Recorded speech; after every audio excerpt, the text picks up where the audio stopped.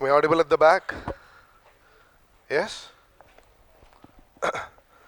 I've seriously forgotten where we were. Just remind me. Where in French Revolution? Meaning, I've introduced you to the conditions in France. Yes? After that, we would have started discussing the reasons, the causes for the French Revolution. Tell me whether we have discussed these causes. Political causes, social causes, economic causes, intellectual causes, impact of American Revolution. Yes? And finally, I would have given you the stages of the French Revolution. Am I right? The 4 stages being, tell me whether I have given you these stages. National Assembly, fall of Bastille, 1789-1792. National Convention, reign of terror, 1792-1795. The Directory, 1795 to 1799. And finally, the rule of Napoleon, or Napoleonic era. Okay, I've used this earlier here. In case if you have any doubts with respect to the previous discussions in the class, go ahead, ask your doubts.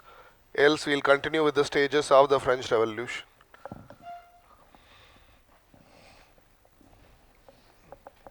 Yes? No doubts? Despotism is? Despotism is a kind of cruel autocracy.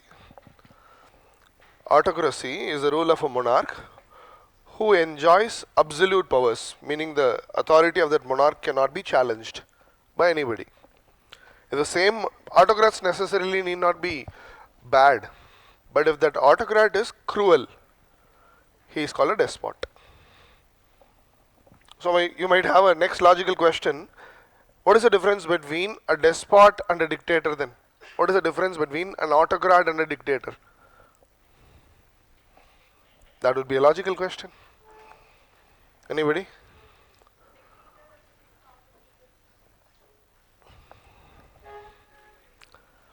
Not exactly. Autocrats are generally hereditary monarchs. They come to power because they are born in that bloodline. But dictators are not such people. They are not royalty, first of all. Generally, they are not royalty. And most of the times, they come to power through fraud and manipulations. Look at any dictator, they would have manipulated the elections and would have come to power. They would have given false promises and come to such positions. That's the difference. Okay, fine. If you don't have any other doubts, let's continue with the French Revolution, the first stage. Did I tell you about Estates General? Do you remember? France had a feudal assembly or a national parliament, am I right? Which was convened during times of crisis, and the king had convened or summoned the Estates General in 1789. For what? For discussing taxes and economic reforms. And historically, how did the voting happen in the Estates General? Estate-wise voting. Are you getting it? So take this one sentence down. The king summoned the Estates General. King matlab Louis XVI. The king summoned the Estates General in May 1789.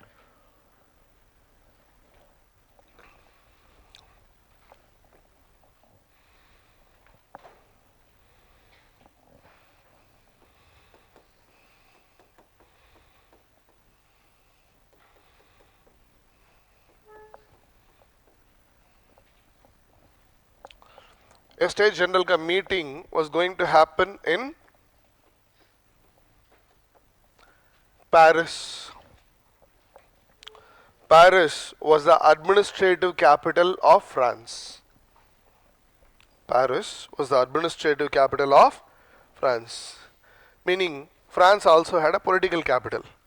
The political capital of France, where the king and his family lived, was a place called Versailles. Written as Versailles, pronounced as Versailles. So the king summoned the States General for a meeting. In May 1789, the meeting was going to happen in Paris. When the king called the three estates for meeting, the third estate demanded double representation. The third estate demanded double representation. Earlier, how many representatives did they have? 300. Each estate had 300 representatives. The third estate demanded double representation, that is 600 representatives. Joint sitting,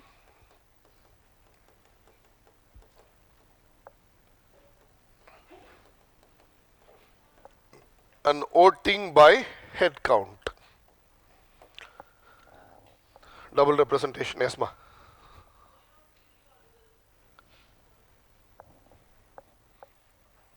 I am having a really bad throat. I think there is no problem with my voice per se. Should I speak louder or should I increase the volume?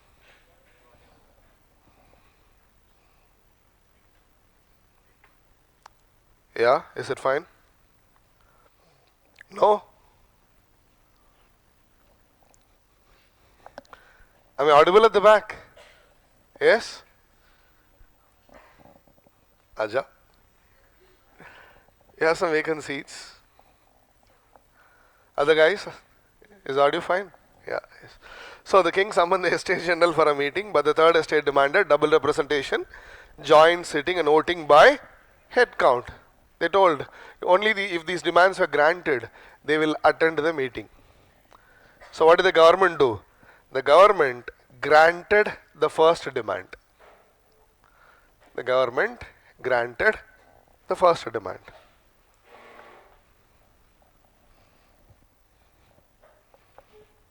So the third estate thought the other demands would also be granted. So the third estate attended the meeting. So what happened in the Estate General?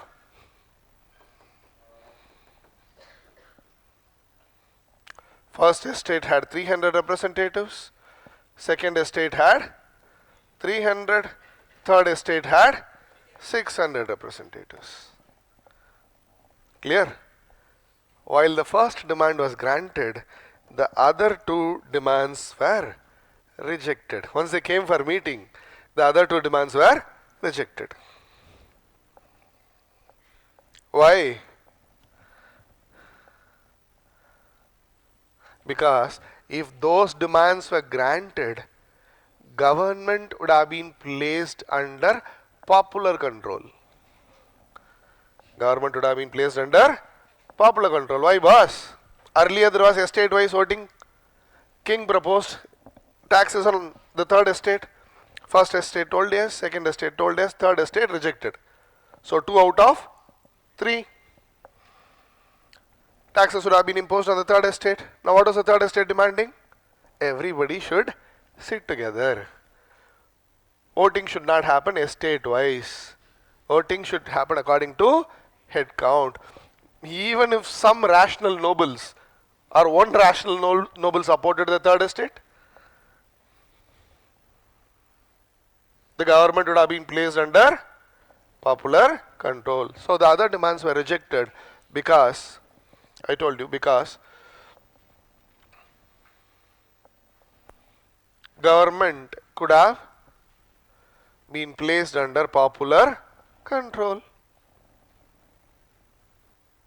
Government could have been placed under popular control.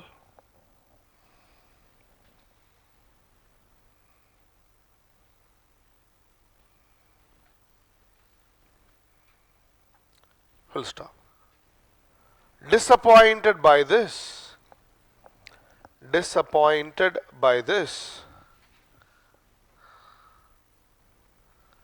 decision,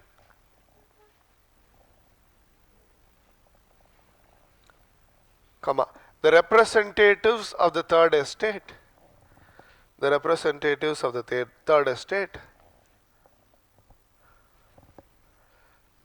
walked out of the meeting hall, walked out of the meeting hall and declared themselves to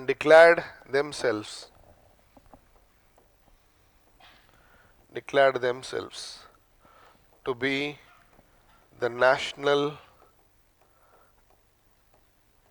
Assembly, and declared themselves to be the National Assembly. Now imagine parliament session going on in the parliament. One group of parliamentarians, they walk out of the parliament and they declare that we are the new parliament. A development similar to that. They did not stop with that. They met, full stop, they met in a nearby tennis court. They met in a nearby tennis court.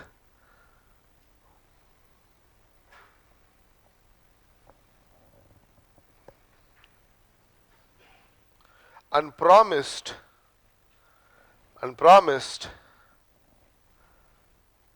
not to separate,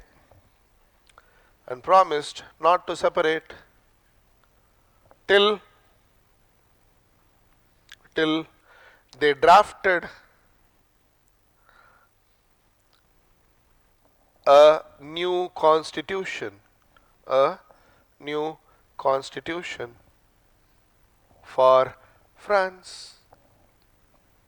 Till they drafted a new constitution for France. Now why did they meet in a nearby tennis court? Because when they walked out, the king ordered the doors of the meeting hall, National Assembly to be, Estate General to be closed. So without any choice, they met in a nearby place. For example, let's say Jantar Mantar.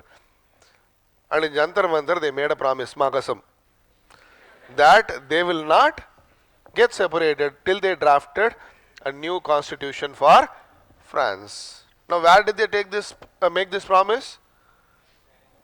In a tennis court. So it's called as tennis court oath.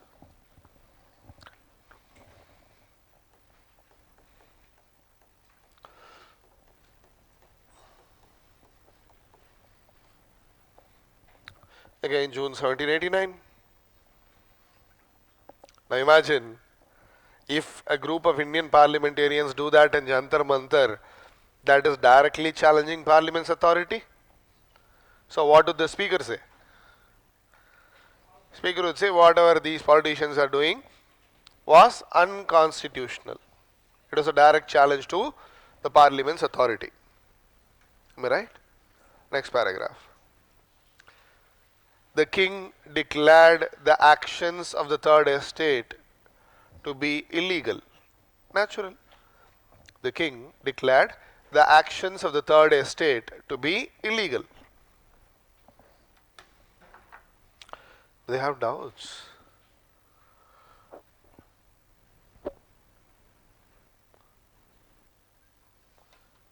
Is there any other batch where they just have the introduction?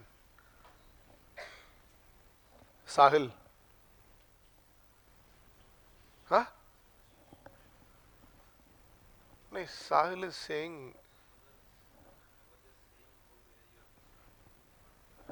Okay. I thought in their batch I have just left them with the introduction. Okay, fine. So the king declared the actions of the third estate to be illegal. But the third estate had the support of people. Which people? Where was the meeting happening? Paris. So naturally the third estate, National Assembly, they had the support of the people of Paris. What do we call the people of Delhi? Delhiites. Mumbai, Mumbaikars. Paris, not parasites.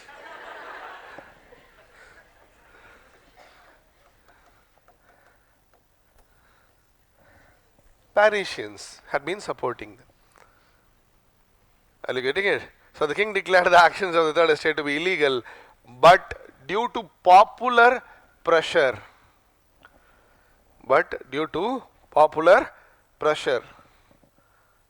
within brackets, support of Parisians, not parasites, support of Parisians, people of Paris, close the brackets. But due to popular pressure, was forced to recognize the National Assembly.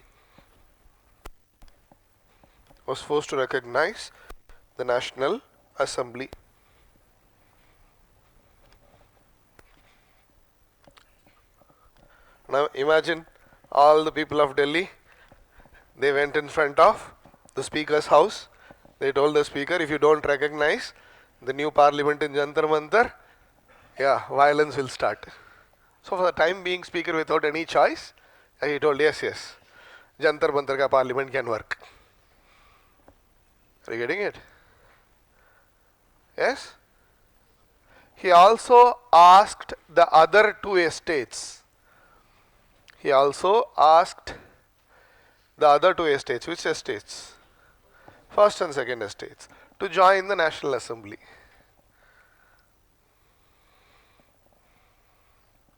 He also asked the other two estates to join the National Assembly. And the constitution drafting started.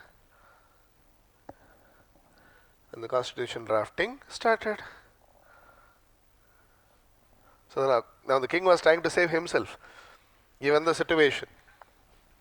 But once the National Assembly started drafting the constitution, the king deployed the military.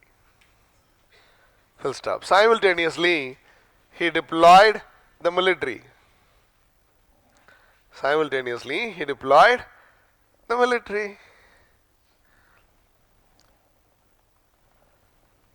Military was deployed in Jantar Mantar. So who would have been attacked? Military would have attacked the National Assembly. But who was protecting the National Assembly? Parisians. So military would have targeted Parisians. Military would have had all the weapons. But Parisians are common people. So what do the Parisians need? Weapons. Where were the weapons available? With the government. So angered by this,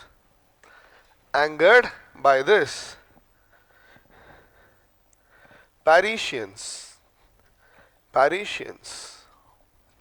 broke into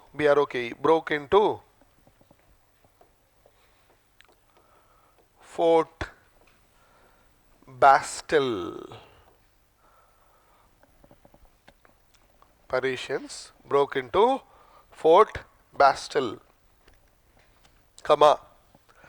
released the political prisoners.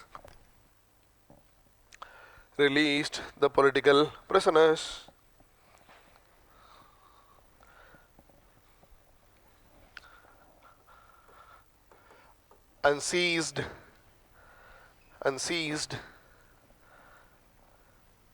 the weapons. Why? They were getting ready for war against the military. Full stop. Subsequently,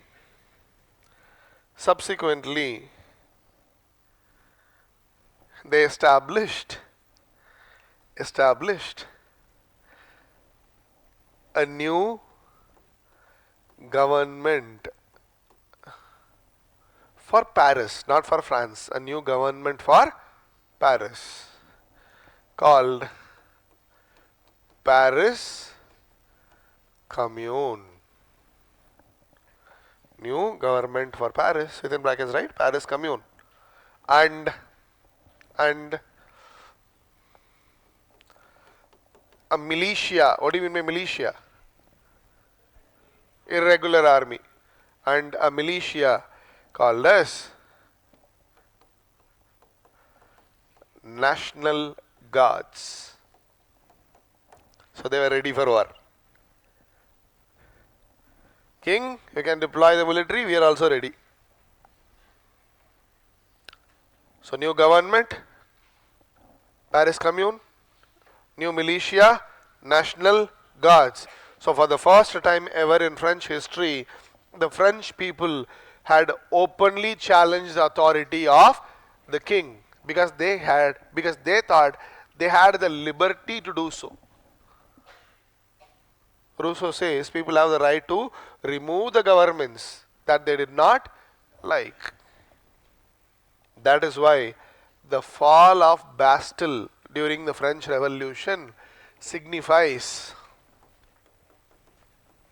the ideal of liberty. I have not given you the dates because dates would complicate. If you want 14th July 1789. The fall of Bastille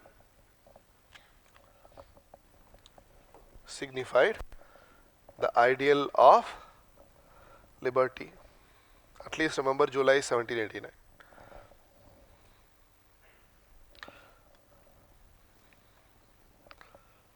So Parisians had openly challenged the authority of the French monarch. They were even ready for a war, which was a huge inspiration. People of Delhi supported Jantar Mantar ka parliament.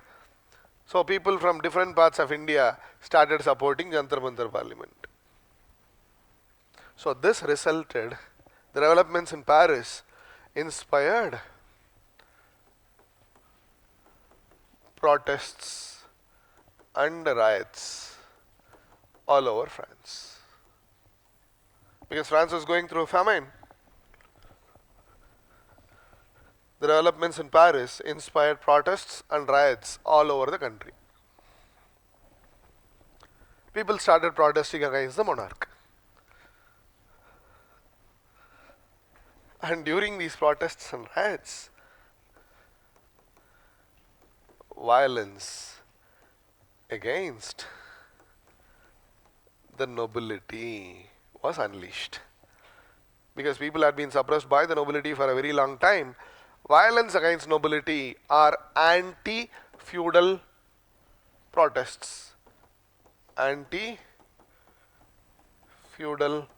riots started all over France. People started attacking the nobles. So what happened? Many nobles were killed by the common people. Some of them escaped from France.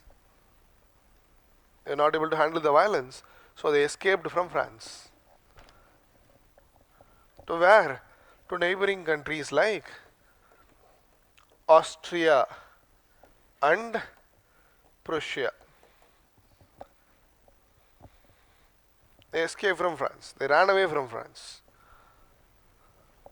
So the French nobles who escaped from France during French Revolution came to be known as émigrés. Remember the term, émigrés.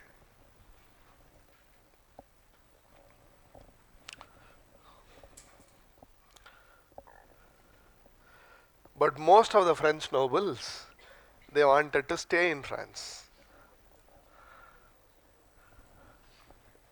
Because many nobles were getting killed, hundreds of French nobles escaped from France during French Revolution to countries like Austria and Prussia, neighboring territories. And such nobles were called as émigrés. But most of the nobles wanted to stay in France because France was their mother country.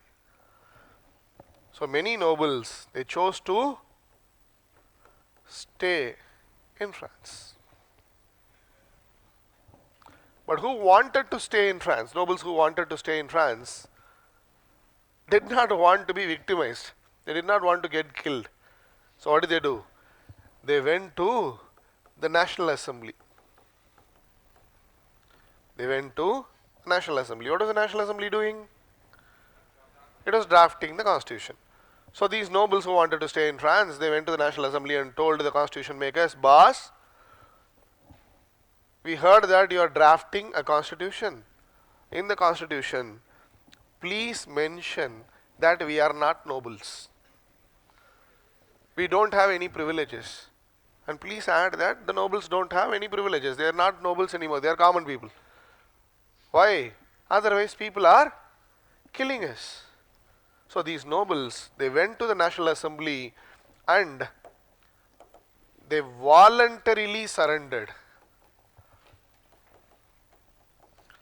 Voluntarily surrendered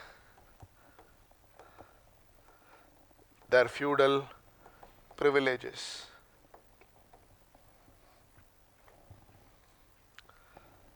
They voluntarily surrendered their feudal privileges. We are not nobles.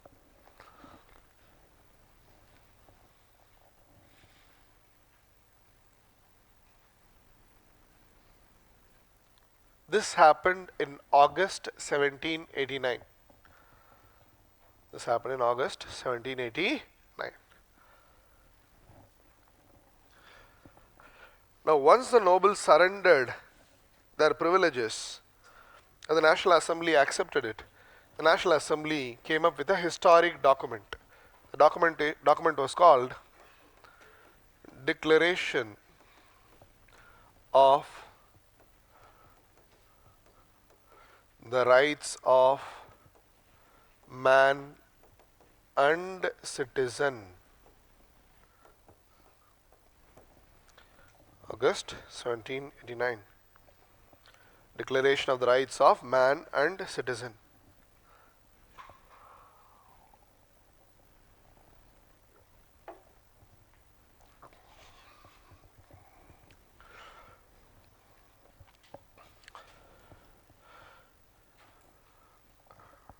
Now, what did that declaration say? This declaration promised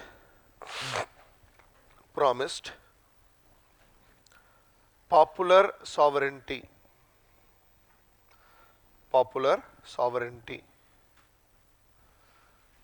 comma, representative government,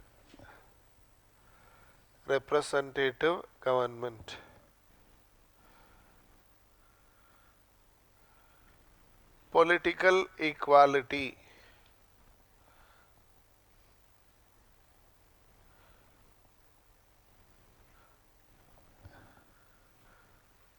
individual rights,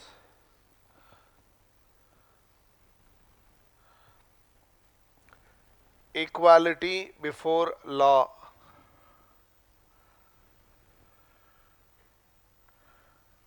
religious freedom,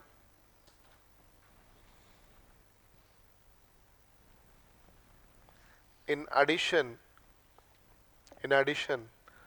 same sentence, in addition to abolishing feudal privileges. If you abolish feudal privileges, there is no feudalism. So which document abolished feudalism in France? Declaration of the Rights of Man and Citizen. So this document signifies the ideal of equality.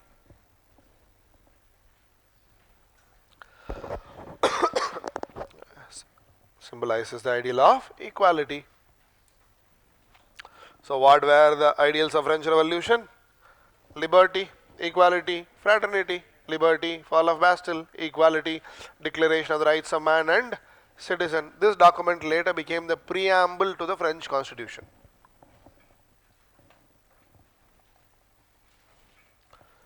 Got it? So fall of Bastille, liberty, declaration of the rights of man and citizen, equality. But try to understand, this was not absolute equality. This was not absolute equality. We don't have absolute equality in most of the countries even today. In fact, this document had categorized French citizens into two groups, man and citizen, if you've closely observed. Man, citizen. So, who were man according to the French constitution makers? Man meant tax paying French men above 25 years. By man, the document meant tax paying French men above 25 years. Citizen meant the other citizens of France apart from men.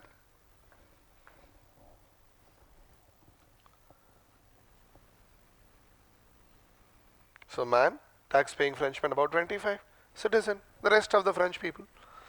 So man was actively contributing to France. So man meant active citizen.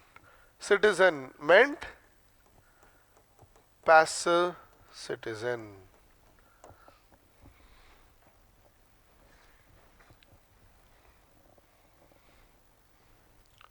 So who are going to decide the political future of France? Active citizens. Clear? So constitution was being made, famine was going on. In the meantime, in October 1789,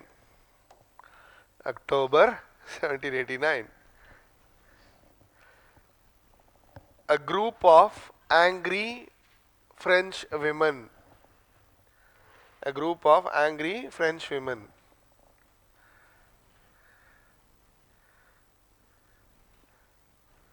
went to the king's palace in Versailles.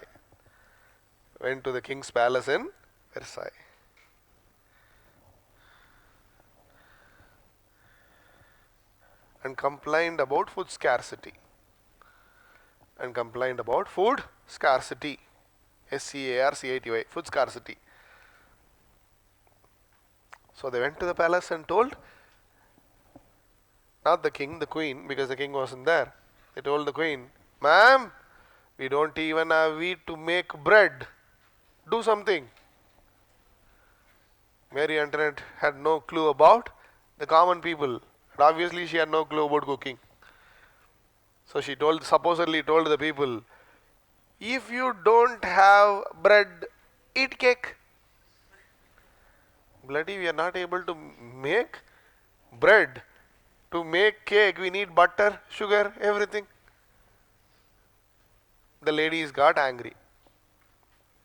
Are you getting it? They forced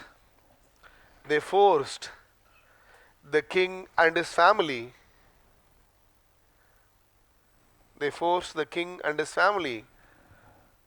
come to Paris. And live with them.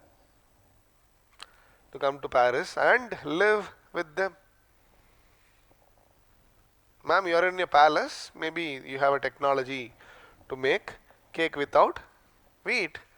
Why don't you teach that to the people of Paris? Come to Paris, teach us how to make cake without wheat. Meaning, the king and his family were literally placed under house arrest from October 1789. Already the king was forced to agree to all the documents of the National Assembly. Now he and his family were literally under house arrest. So what did the king naturally try to do? Escape. So the king tried to escape from Paris with his family.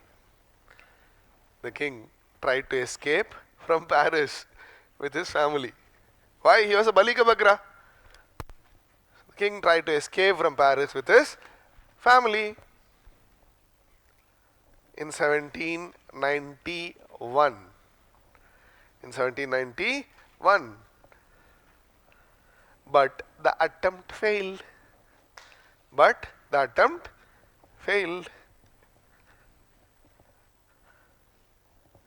So famine was going on. The king did not have any choice. National Assembly was drafting the constitution. In the meantime, king was under house arrest. Now, if the king tried to escape from Paris, India is facing a difficult political situation. What if the prime minister tries to escape from India? Will you like such a prime minister? No. So, the people became hostile towards the king. The people became hostile, H-O-S-T-I-L-E, hostile towards the king. Sir, we are dying, you are trying to escape, huh? So the people started seeing the king as the enemy. Your family is facing a difficult situation. Your father tries to run away, minding his own business. How will we feel? Really bad, right? So the people also felt bad. They became angry with their king. So all these developments had happened within a span of 2 years. In the meantime, when these were happening, what was the attitude of Europe towards French Revolution? Attitude of Europe towards French Revolution, a small subtopic. Attitude of Europe towards French Revolution. So all this news would have reached other European countries, right? So what was the attitude of Europe towards French Revolution? Particularly this attitude became possible due to the émigré. Do you remember émigré? Where did the émigré go? Émigré went to countries like Austria and Prussia. Both were part of Holy Roman Empire. Austria was the leader of Holy Roman Empire. Yeah. Prussia was the second most powerful country in Holy Roman Empire. Austria ka king was Leopold the second. Prussia ka king was Frederick William the second.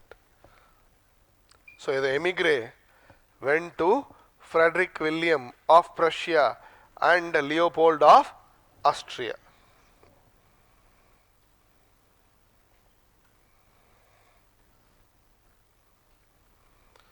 The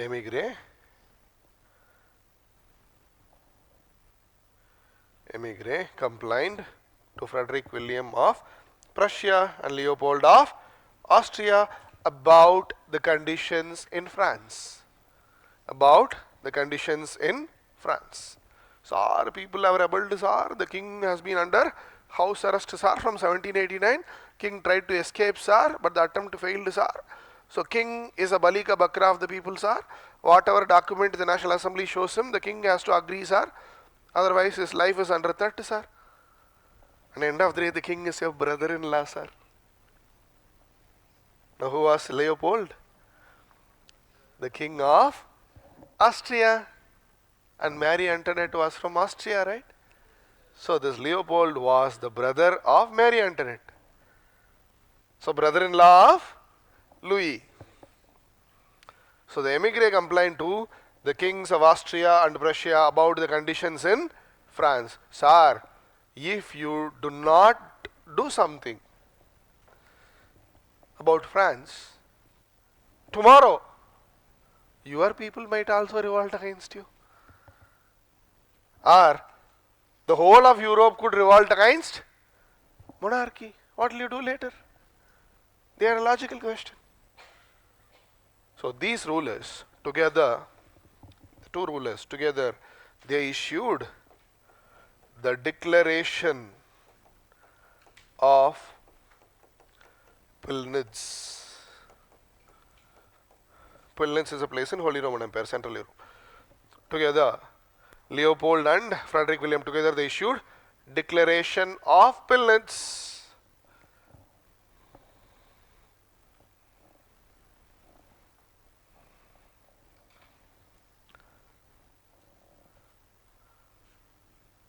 Declaration of Pillnitz. Pillnitz is a place, and urged the European powers to unite. And urged, U-R-G-E-D, urged the European powers to unite. Boss, all the kings of Europe should unite. For what? To save the French monarchy. Urged all the powers of Europe to unite to save the French monarchy. Sir, we should unite and restore Louis to the throne. Otherwise, this will become a trend. Are you getting it? They did not unite. They just made a declaration. They had just made a declaration. Unity happened later. Are you getting it? But this declaration was considered to be a threat by the French people.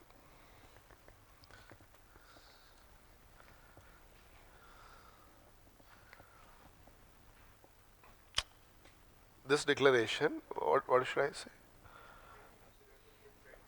This declaration was considered to be a threat by the French people.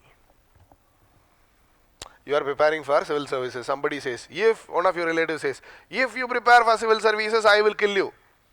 He has not killed you. He has just made a statement. But you will consider that as a threat, right?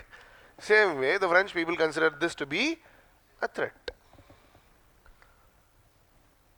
But in the same year of the Declaration of Pillnitz, the National Assembly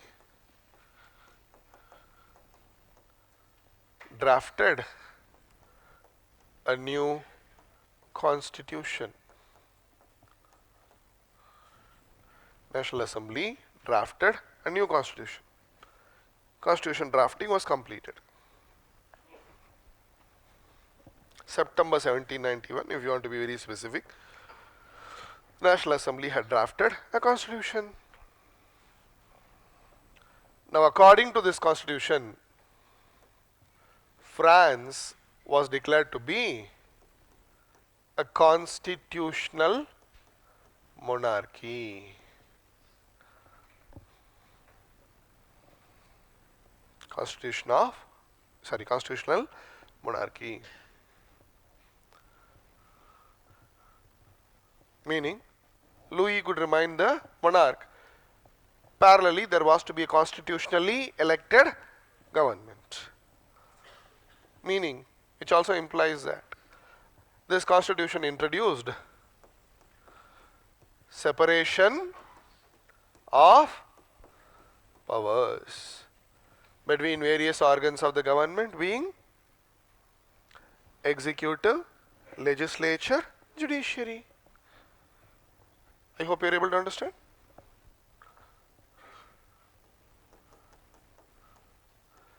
Executive, legislature, judiciary. Separation of powers had been introduced. 3.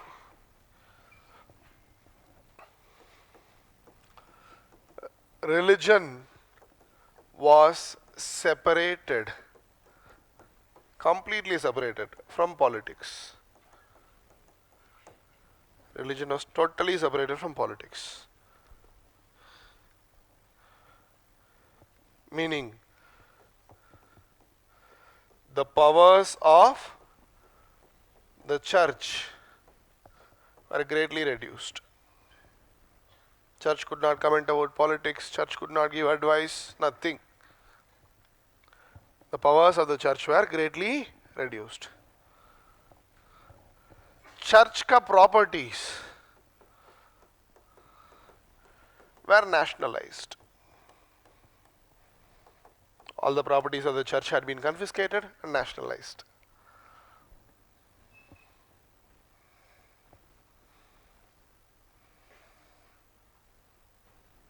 So church lost all its glory.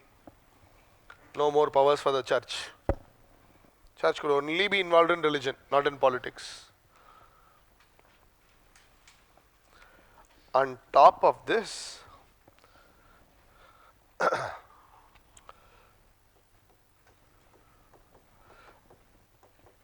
a constitution for clergy was introduced as a part of the main constitution. As a part of the French Constitution of 1791, there was a sub-constitution called the Constitution of Clergy. It's like a code of conduct for clergy.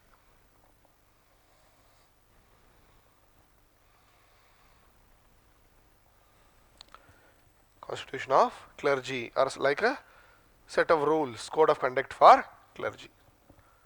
Meaning religion was completely subjugated to politics. The church was completely subjugated to politics. Now let's come back to the separation of powers. So according to the new constitution, who was the head of the executive? Who was the head of the executive? Naturally, the head of the executive was the monarch, the king, Louis XVI. So Louis, the monarch, could also have his own ministers. The king could have his own ministers.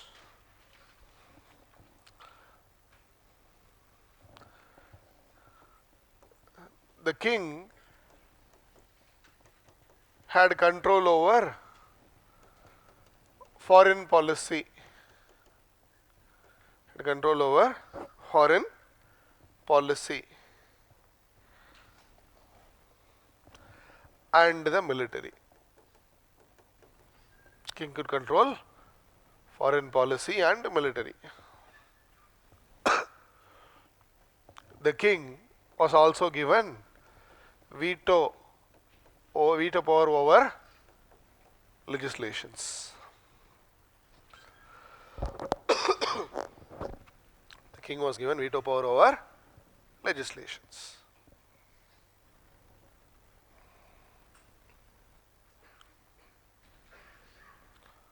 Earlier, the king could do anything. He had complete political authority, legal authority. He had control over military, foreign policy, economy. Now, king was given limited powers. King had veto over legislations means somebody else was going to make laws. Did the king have control over economic policy? No. He had control over foreign policy and military. So, the other powers had been vested with the legislature. According to the constitution, France was to have a new parliament.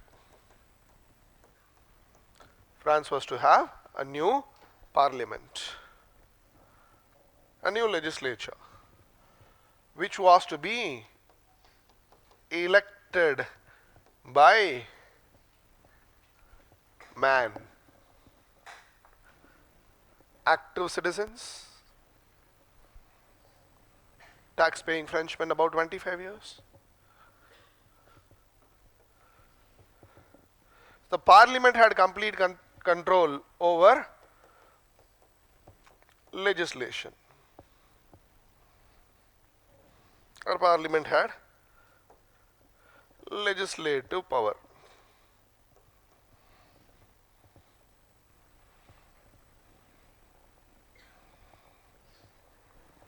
Now, who controlled the foreign policy and military? King. But according to the constitution, the king could declare war only with legislature ka consent. Once war was declared, the king could control the military. But for declaring war, the king needed consent. Clear? Meaning only the parliament could declare war. Are you getting it? But the problem was political power was vested with wealthy people, because only wealthy people could contest in the elections. Voting के लिए you needed to be a taxpayer and about 25 years. For contesting in the elections, you needed to own specific amounts of property in France. You need to be landowner. So political power had been given to only the wealthy French people. Judiciary was made independent and elaborate. Judiciary was made independent and elaborate. Earlier the king was the head of the judiciary, now a separate independent judiciary with multiple hierarchies had been created.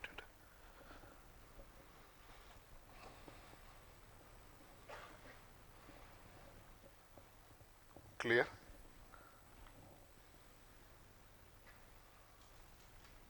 Now the constitution had been drafted in 1791. 1791. I told you, right? 1791. According to September 1791, if you want to be specific, later the constitution was accepted, and finally elections happened in France according to the new constitution. Elections happened, and by 1792 a new parliament had been installed in France. A new parliament had been installed in France. A new legislature had been installed in France.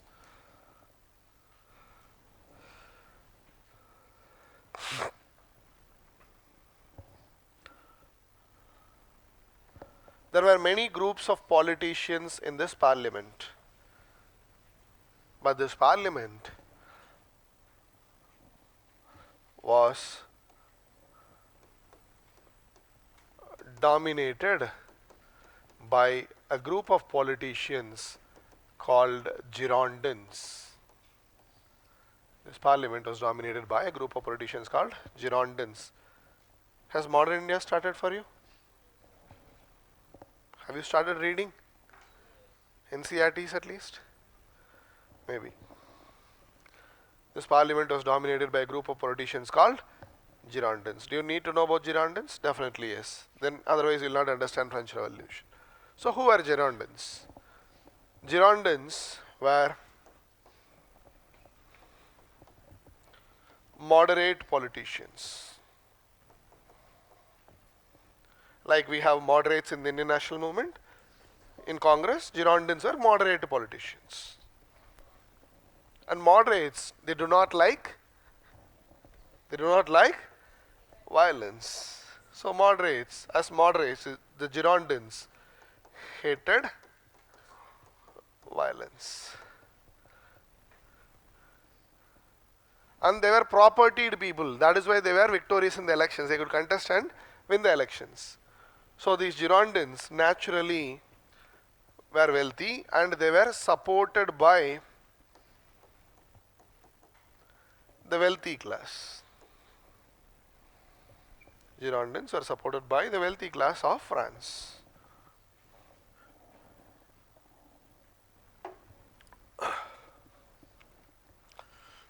At the same time, the Girondins were Republicans. Girondins were Republicans. What do you mean by Republicans? They wanted to make France a republic, meaning they wanted to end French monarchy. They wanted to establish a republican form of government. They were Republicans, but yet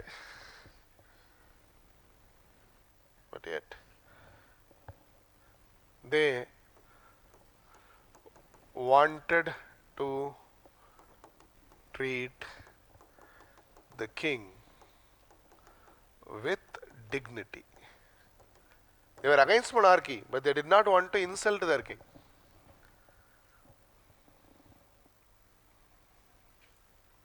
Are you getting it? And if you look at the developments in France till now during the French Revolution, all these developments were happening in which place? Paris. So the people of Paris had been making decisions on behalf of the people of France. So these people, and political power was also restricted to man. Am I right? Man as well as wealthy sections of the society. So what did these people want? They wanted all the people of France to decide the national government. At least all, by all the people, they meant all the men. Not man, all the men, gender wise, not active citizen wise. They wanted at least all the men to decide, all the men of France to decide the new French government, which was to be a republic.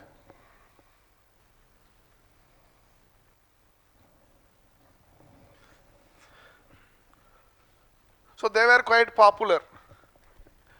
In the first stage of the French Revolution, they were quite popular because they were against violence. They supported the wealthy class. They wanted to create a republic smoothly. That too, they wanted more Frenchmen to participate in the elections. As a result, they dominated the French parliament. And the Girondin dominated parliament started spreading the ideals of French Revolution across Europe. Ideals of French Revolution across Europe. What ideals? Liberty, equality and fraternity. What do you mean by fraternity? Brotherhood. They had redefined nationalism. Sir, nationalism is not being loyal to your king. It is being loyal to your fellow nationals. If you are loyal to your own people, that is nationalism. You need not be loyal to the king. In fact, people should establish governments. They started propagating the ideals of French revolutions across Europe. 1. 2. They enacted laws against emigre and the church. They enacted laws against emigre and the church. So where were the emigre? They were in Austria, Prussia. They were asking those kings to save the French monarch. So the Girondins, they ordered the emigre to return to France. You are traitors, Deshdrogi, yeah? Return to France first. So they enacted laws against emigre and ordered them to return to France. They ordered the clergy to abide by the constitution, to accept the constitution. They also ordered the clergy to accept the constitution.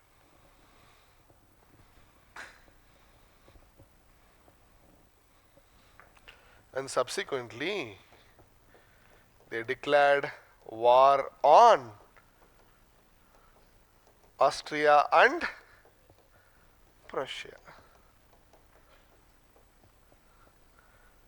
They declared war on Austria and Prussia. Why? They considered the Declaration of Pillnitz to be a threat. Are you able to understand? Now, who made laws against emigre and the church? The parliament. The king vetoed the laws.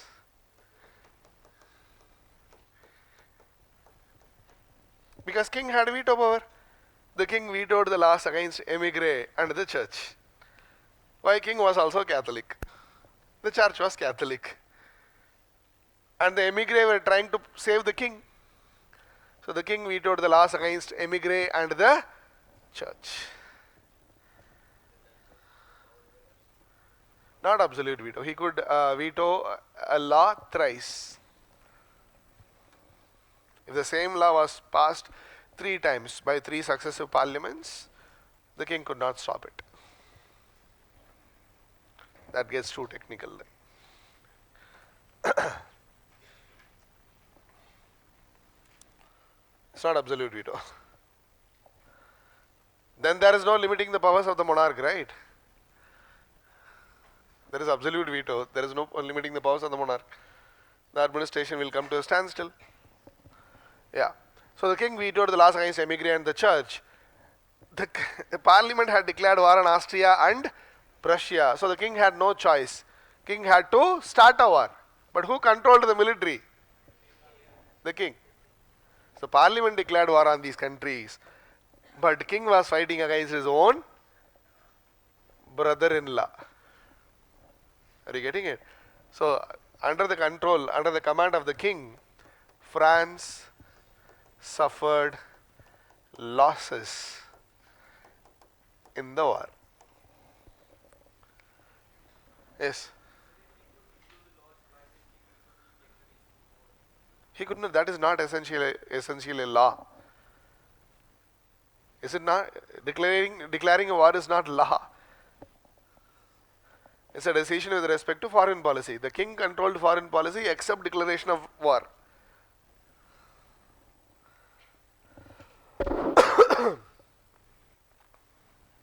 So parliament declared war. The king had to start war, but under the king, France suffered many losses. So the French people started suspecting that the king was cooperating with the enemies. Only if the French government was defeated, the king could be saved, right? So the people became suspicious about the king.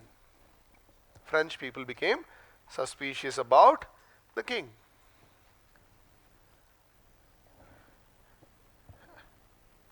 And started believing that the king was a traitor to France. Because of your own interests, you don't mind France losing a war, is it? You are a traitor. So the people started accusing the king to be a traitor. Because France suffered many losses in the war with Austria and Prussia. So the public opinion in France turned against the king. Because of which the French parliament,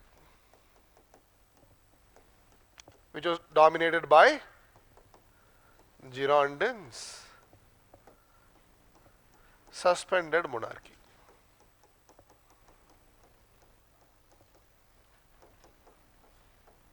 French parliament suspended monarchy because most of the people in the country had turned against the king.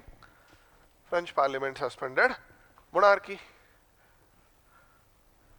If monarchy was suspended, Girondins are republicans, right? If monarchy was suspended, a republic was going to be established. And establishing a republic also needs a huge constitutional change. So, the parliament ordered fresh elections. The parliament also ordered, so it suspended monarchy, ordered fresh elections to a national convention. National convention. And the national convention was going to decide the constitutional future of France. Whether the suspension of monarchy could be permanent or the powers of the monarchy should be reduced further. The national convention was going to decide. So the national convention was going to decide the future of monarchy and French politics. Once monarchy was suspended, the king also lost his powers temporarily. Parliament had all the powers. Parliament started commanding the military. Are you getting it? So simultaneously, Austria and Prussia were defeated in the war. Simultaneously, Austria and Prussia were defeated in the war. So monarchy was suspended, elections had been happening, simultaneously Austria and Prussia had been defeated in the war.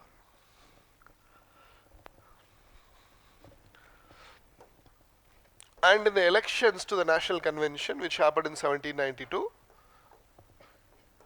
French men above 21 years were allowed to contest. All Frenchmen above 21 years were allowed to contest. No property criteria, no tax paying criteria. All Frenchmen above 21 years were allowed to contest. They could also vote.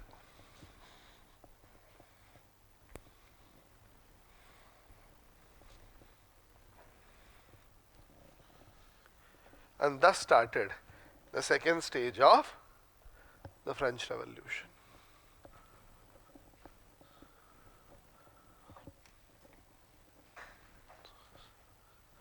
So what happened in the second stage?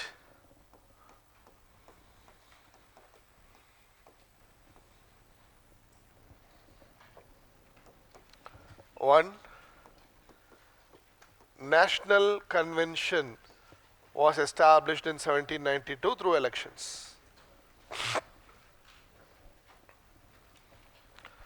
National Convention was established in 1792 through fresh elections. But this National Convention was dominated by a new group of politicians. Most of you know their name. Called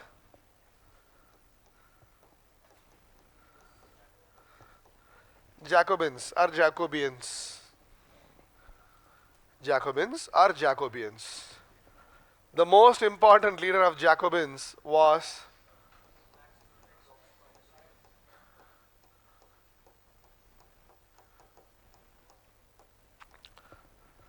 Max Robespierre. Maximilien Robespierre, full name is Max Robespierre. This is fine. But try to understand, there is an ocean of difference between the Jacobins and the Girondins. Why? Now Jacobins, they were also Republicans. Like the Girondins, they were also Republicans. At the same time, they were revolutionaries. They were revolutionaries. And they had the support of lower middle class, not the wealthy class, lower middle class.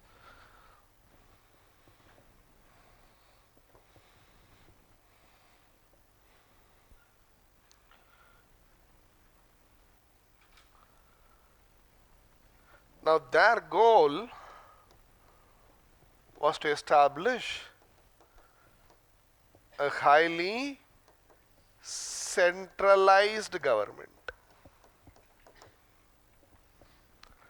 Girondins wanted all the people of France to decide the government. But the Jacobins wanted only the Parisians to decide the national government. Only the Parisians to decide the national government. Why? Sir, it was Parisians who made the French Revolution possible. What was the rest of France doing then? They were just following the trend of Parisians. So they told Parisians should have the final say regarding the national government. So they wanted to establish highly centralized government, which was to be decided by Parisians.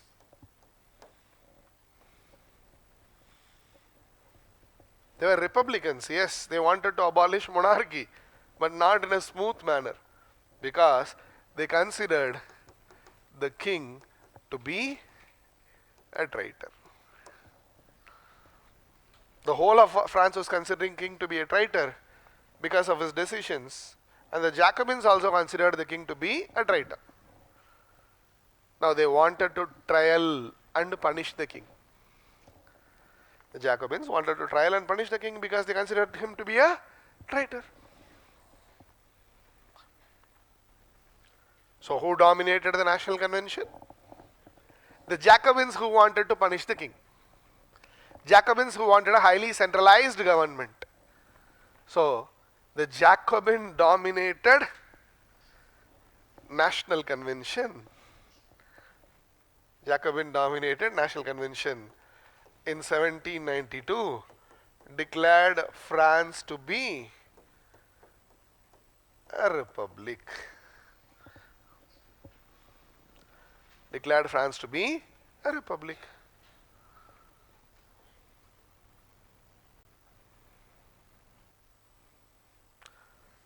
And the National Convention started drafting a constitution.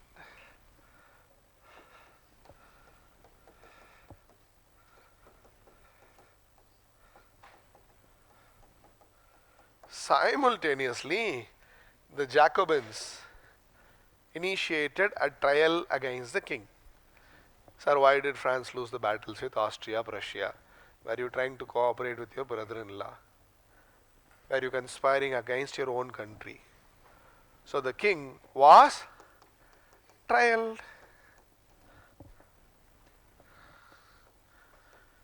Declared to be guilty and executed in 1792. Sorry, my mistake. 1793, January 1793. The National Convention, dominated by the Jacobins, executed Louis XVI. So representatives of French people executed their own king.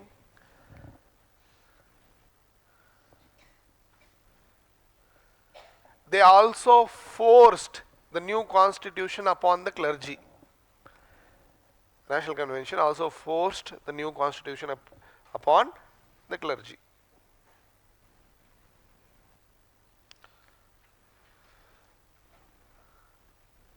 Clear? So the French king had been executed. The new constitution of clergy, was forced upon the church. Are you getting it? Now this created two types of reactions in France. Two types of reactions rather regarding France. What reaction? People in southern France rebelled against National Convention. People in southern France rebelled against National Convention. There was a huge popular uprising in southern France against National Convention. Why? Because southern France was dominated by Catholic Christianity. Southern France was dominated by Catholic Christianity. And the Catholics of southern France were against the king's execution, because the king was also a Catholic.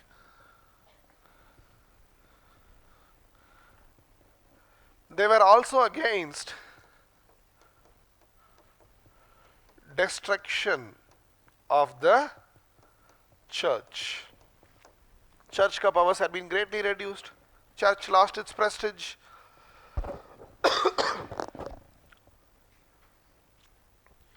So people of southern France rebelled against the National Convention. Because Louis XVI was executed, European monarchs declared war on France. For example, European powers like Austria, Prussia, Britain, Sardinia, they declared war on France, which was now dominated by the Jacobins.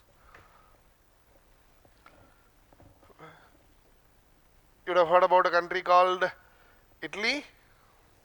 This northwestern part of Italy. If this is Italy, northwestern part of Italy is called as Sardinia.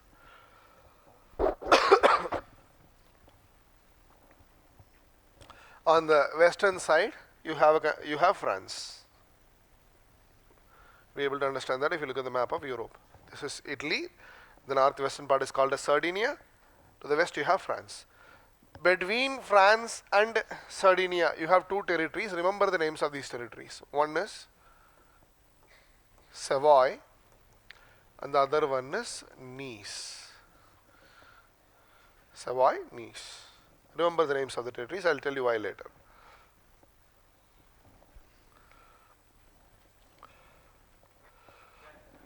Huh? They belong to Sardinia. Historically belonged to Sardinia, Savoy, Nice. Nice, pronounced as Nice. Italians pronounce the place as Nice. Nice.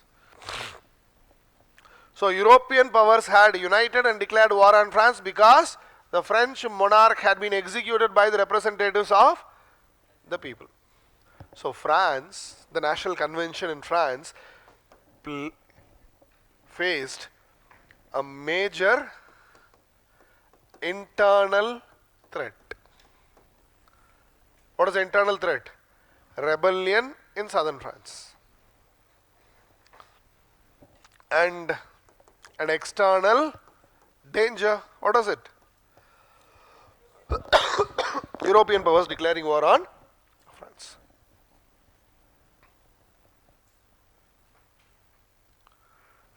Now the situation was so bad. People in southern France were so angry that these people invited the British. The people of southern France were so angry with their government that they invited the British to occupy the French territories. British and the French were historical enemies. But the French people invited the British to occupy French territories, and Britain readily accepted the invitation. Naturally. And the British came and occupied a strategic place called Toulon in southern France. Toulon in southern France. Why were they very particular about Toulon? Toulon was a French naval base. So Britishers are always interested in navy. So they came and occupied Toulon. And Toulon was home to 1/3 of the French fleet. So the Britishers had occupied Toulon. A strategic place.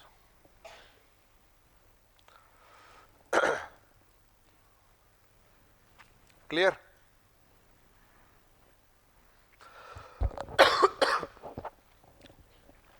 So France faced external danger and internal threat. What is the National Convention doing? Drafting the constitution. समझ गया? South India is revolting against, the parliament. Pakistan and China declared war on India. Parliament is drafting constitution. Will you accept that? No, emergency. To handle this emergency situation, Robespierre suspended constitution making.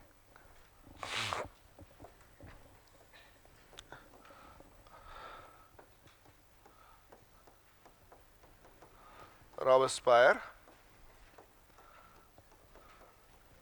suspended constitution making. Sir, we'll make the constitution later. First, let's handle the problems. Two, he used this opportunity to establish a revolutionary government. National Convention was just making the constitution. Now he established a revolutionary government citing the emergency, telling that these problems needed to be solved. The name of the revolutionary government was Committee of Public Safety. Committee of Public Safety, 1793. So this government will solve the problems of France. A revolutionary government having extraordinary powers. Who was the head of the Committee of Public Safety? Robespierre. And this government unleashed violence on French people.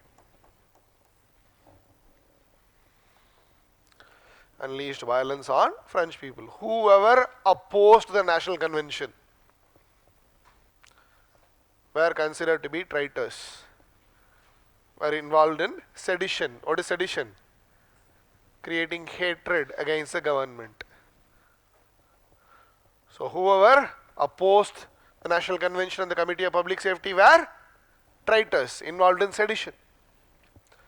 So what did the government do to such people? Those people were ruthlessly executed. From September 1793 to July 1794, roughly over a period of 10 months,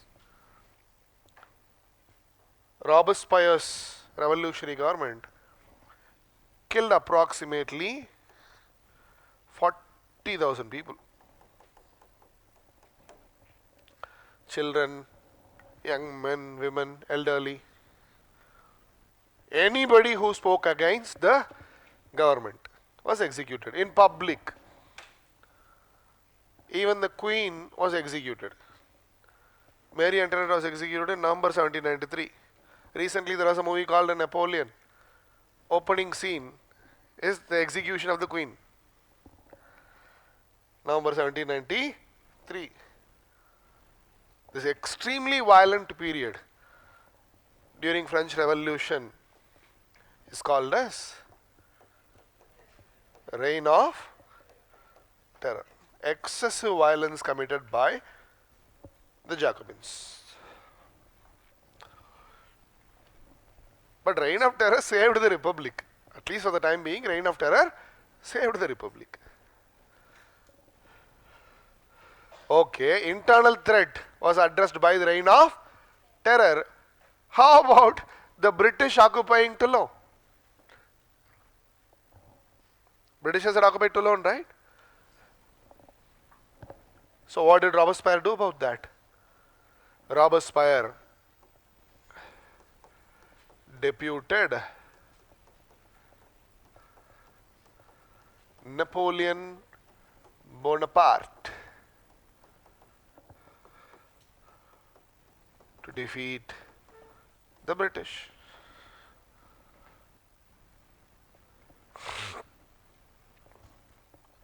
So naturally, who was this Napoleon? He was born in 1769 in an island called Corsica. Corsica is an island close to Italy, to the western side of Italy.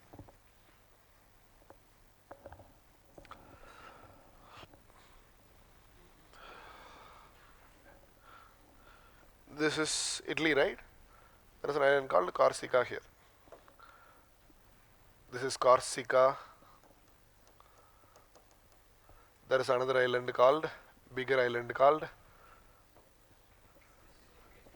Sardinia.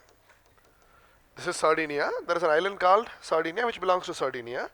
And to the east of Sardinia you have another island. It's called Sicily. So Napoleon was born in a place called Corsica in 1769. Huh? Which one? No, Sardinia was not a French territory, but Corsica was. Corsica was an island that belonged to France. Just 2 years before the birth of Napoleon, the island was captured by France. So France captured the island in 1767. That is not required for you, Chodu. So Napoleon was born in Corsica in 1769, and historians say he was a born natural military genius.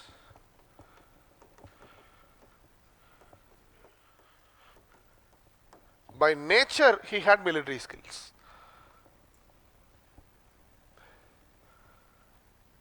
At a very young age, he joined the French army. Because Corsica belonged to France, at a very young age, he had joined the French military. Particularly, this Napoleon was an expert of artillery, handling huge guns, cannons, expert of artillery.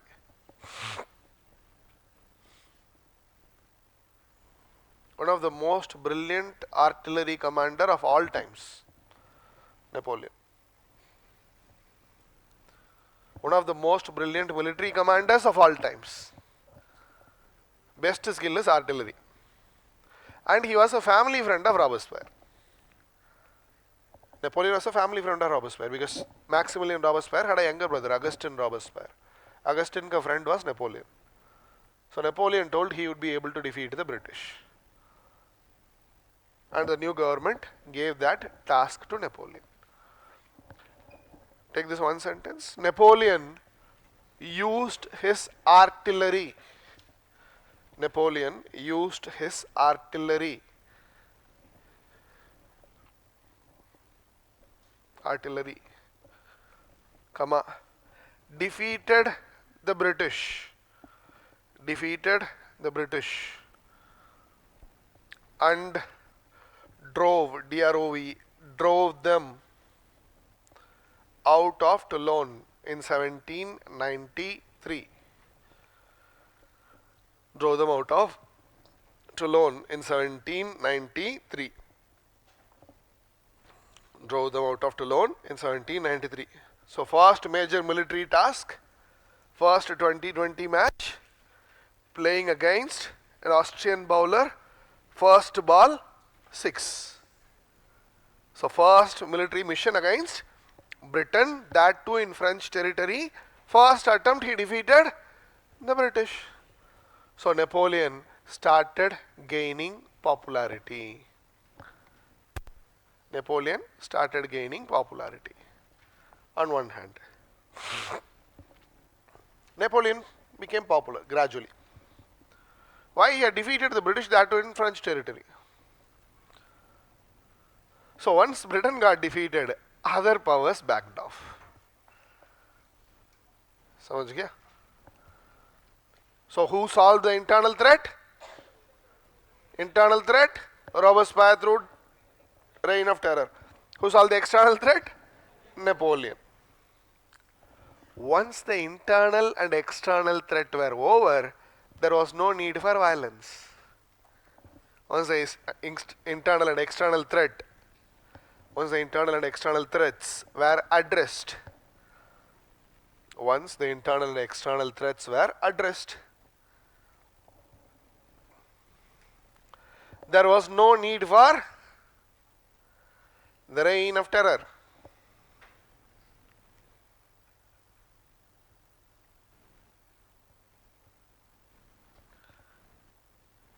Emergency situation, government coming with emergency policy, one can understand. Emergency was over. Despite this, Robespierre continued his violent policies. Despite this, Robespierre continued his violent policies.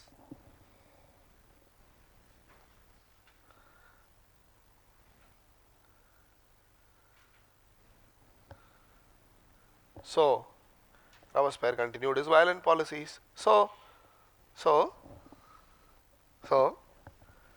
the National Convention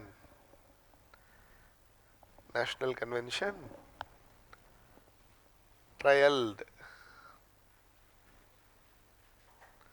and executed Robespierre.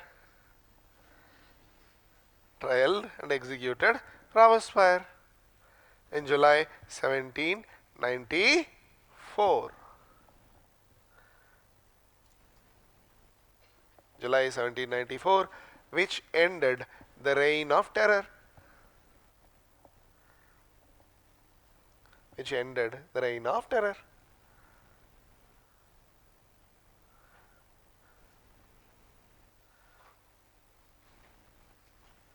Full stop. Revolutionary politics ended. Revolutionary politics ended.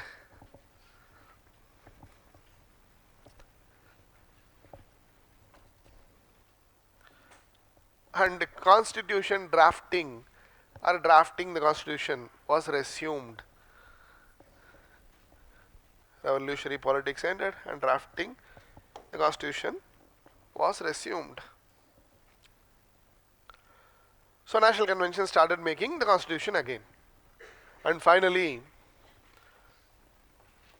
a new constitution was created in 1795. A new constitution was created in 1795. This constitution confirmed that France was a republic. So France was declared to be a republic in 1792, which was confirmed by the new constitution.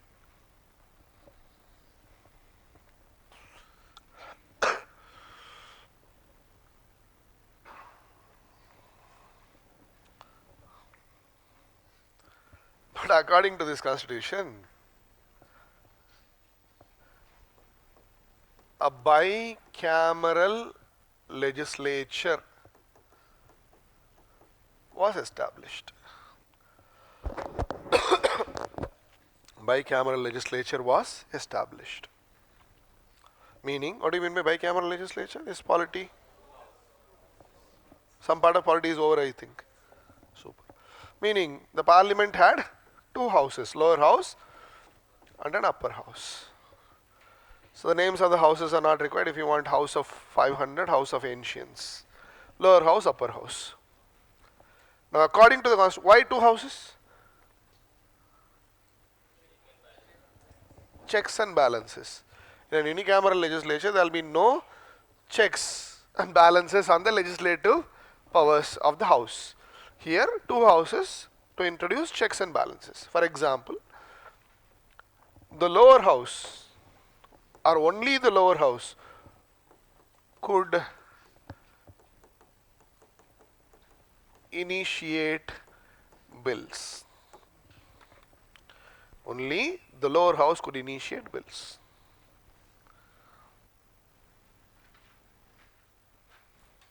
So law making had to start from the lower house. Upper house could not initiate a bill. But the upper house had the powers to accept,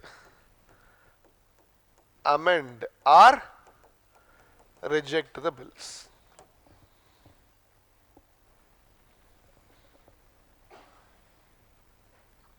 The upper house could not initiate bills on its own.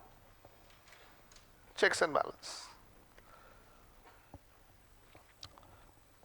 From the membership of the lower house has to propose a list of members. The lower house was supposed to propose a list of members to the upper house. Proposed a list of members to the upper house. And from this proposed list of members, the upper house finalized 5 members. The upper house finalized 5 members. Let's say the lower house proposed a list of 10 members, from which the upper house finalized 5 members based on merit. Upper house finalized 5 members, and these 5 members became the French executive. 5 members became the French executive. Now each such member was called a director. So how many directors were there? 5 directors were there. So the 5 directors formed the directory, and the directory was the new executive of France. Now why 5 executive heads? Why not one? because of the bad experience with Robespierre. So much powers were given to Robespierre that he ended up killing 40,000 French people during Reign of Terror. So to avoid repeating Reign of Terror, executive power was distributed between 5 directors. So directors were to take decision based on majority vote. Only 3 directors took a decision, that policy could be executed. Clear? So executive power was distributed between 5 directors to avoid another reign of terror.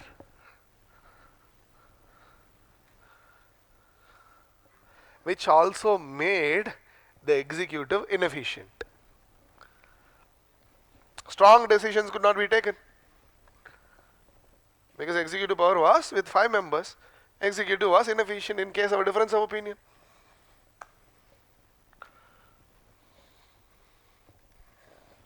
For example, directors would have started fighting among themselves regarding a decision. Now imagine India having 5 prime ministers. Difficult, right? Yeah. Are 5 ministers having equal stature? Chaotic. Imagine a bus having 5 drivers. One guy will want to go straight, one guy will want to go left, another guy right. The 4th guy will press the accelerator, the 5th guy will apply the brake. The bus will go nowhere. Directory. Are you getting it? So this constitution was being made from 1794 to 1795. Constitution was finalized in 1795 after the Reign of Terror. But when the constitution was made,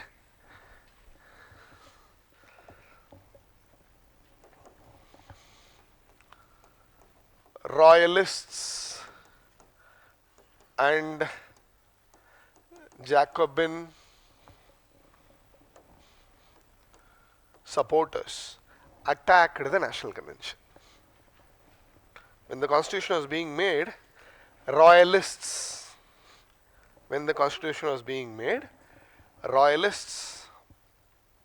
who were royalists, supporters of French monarchy,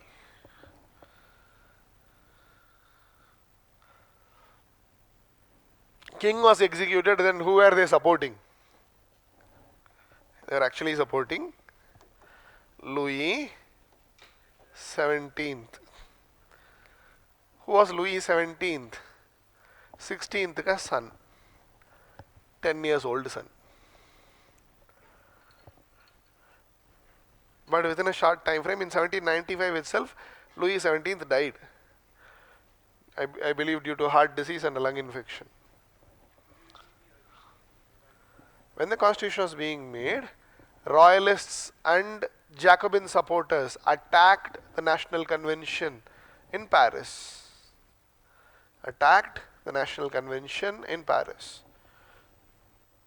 About 30,000-40,000 people with weapons came to attack the National Convention, which was drafting the constitution. Why? Why were the royalists attacking?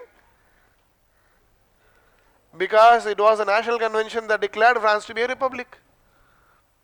Why were the Jacobins attacking?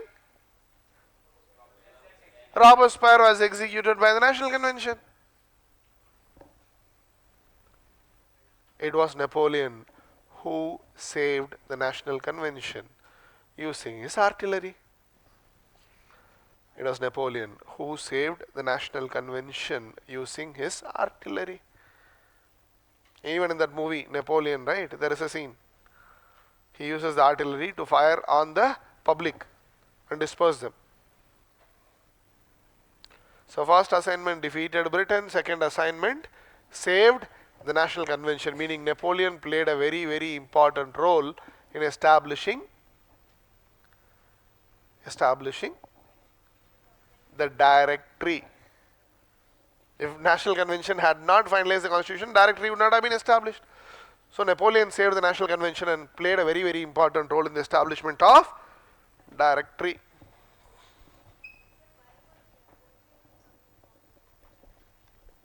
Why was Napoleon becoming popular? Why is Virat Kohli popular? Why is Hitman popular? Why? Why? They destroy the enemies. You might not know the local MLA in Delhi, but you'll definitely know Virat Kohli. Even a grandma in a remote corner of India will know Virat Kohli. Why? They destroy the enemies. We don't have wars quite often these days.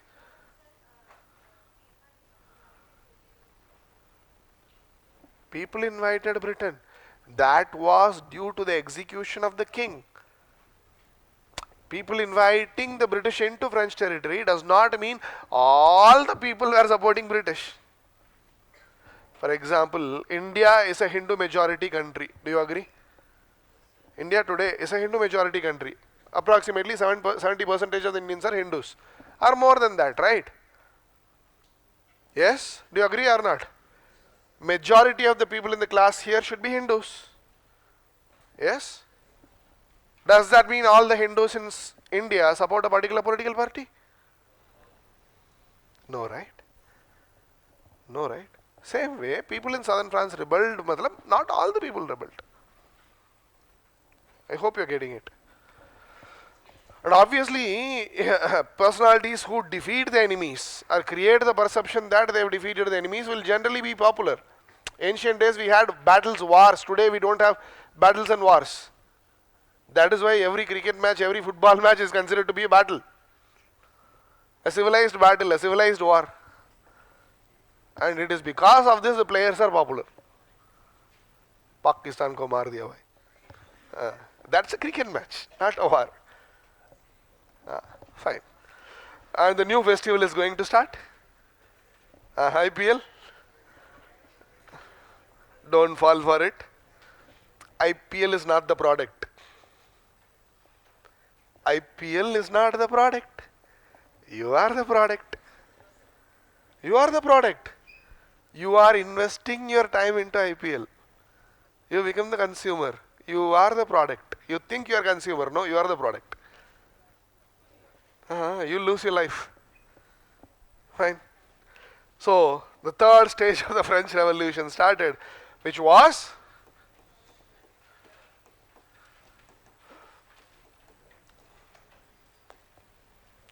the Directory.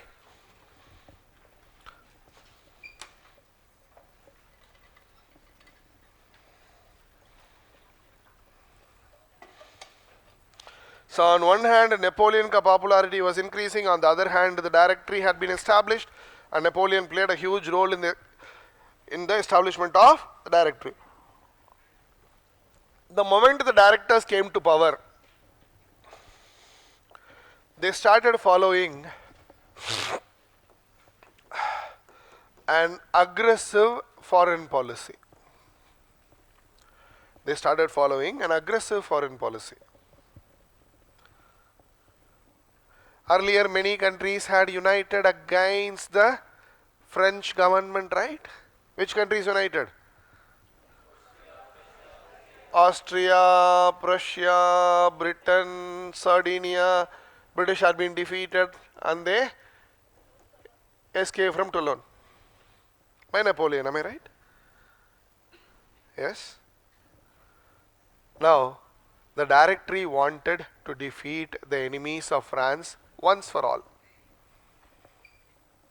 They wanted a brilliant military commander. And whom did the Directory choose? Napoleon. First ball, Toulon. Second ball, saved the National Convention and hence helped in the establishment of Directory. So Directory, which followed an aggressive foreign policy, wanted Napoleon to defeat the enemies of France. Enemies of France. So the first assignment the Directory gave to Napoleon was Italy, Sardinia. So Directory told Napoleon, boss, go defeat the Sardinians, teach them a lesson. So Napoleon was made the commander of Italian campaign in 1796.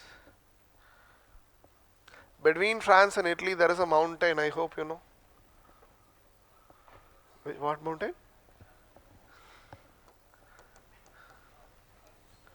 Alps. Cold mountain. Extremely cold. And no idiot will go across the Alps to invade a country, especially Italy. And Napoleon was no ordinary man.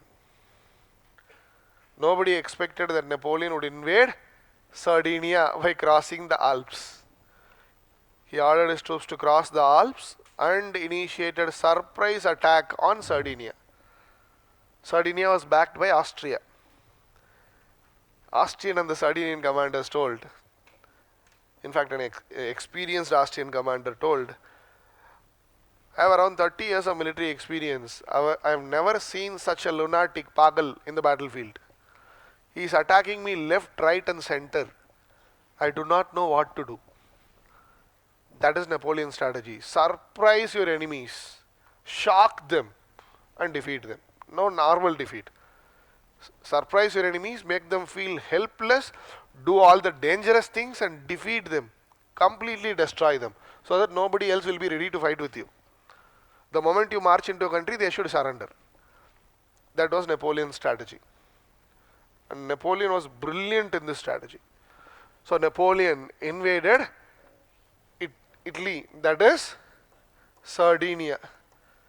Sardinia was defeated, and so Sardinia gave Savoy and Nice to Italy.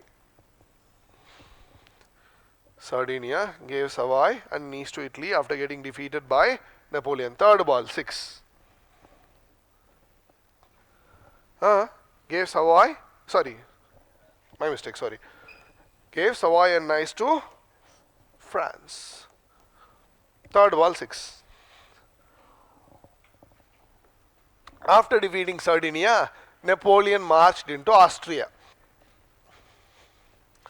Napoleon's plan was to capture the Austrian capital.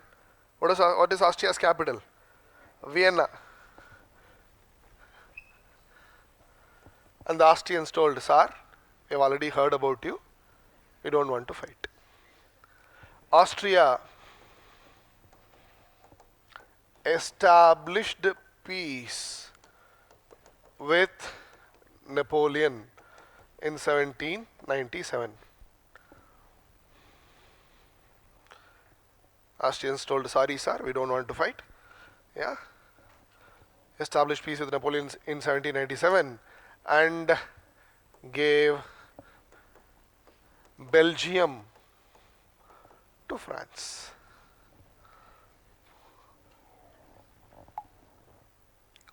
Savoy, Nice, Belgium. Napoleon का popularity skyrocketed. Fourth ball, 6. Britain, saving the National Convention. Italy, Austria. Napoleon became more popular than the directors. Napoleon achieved unparalleled popularity. And directors are inefficient, they are fighting among themselves. So directors feared that Napoleon might capture power. Directors feared that Napoleon might capture power. So directors gave Napoleon an impossible task. Like his boss gave an impossible task to John Wick. Baba Yaga, if you have not heard about John Wick, I cannot help it. Yeah, you have been living under a rock. Yeah. So they gave an impossible task to Napoleon. Next assignment, defeat Britain. Napoleon was an expert in land-based battles. not in naval battles. Napoleon was no match for Britain in naval capability. Britain was no match to Napoleon in artillery capability. Are you getting it? So Napoleon was no idiot. Directly told Napoleon to defeat Britain, and Napoleon was smart. He told, I will not defeat Britain. I will not invade Britain. It's suicide. And he proposed an attack on Egypt. Napoleon proposed attack on Egypt. Why? Egyptian territories are close to northern Africa, meaning Mediterranean. Middle East, yeah, meaning Red Sea. Eastern Europe, Western Asia. Am I right? So Egypt is a strategic place. Napoleon told, if I control Egypt, I could control British trade. 1. I could attack Eastern Europe. 2. I could create a great empire for France in the East. 3. Directors just wanted Napoleon away from France. Boss, you go and attack China also, we don't mind. Don't be in France. So directors allowed Napoleon's plan, and Napoleon initiated his Egyptian campaign in 1798. Initiated his Egyptian campaign in 1798.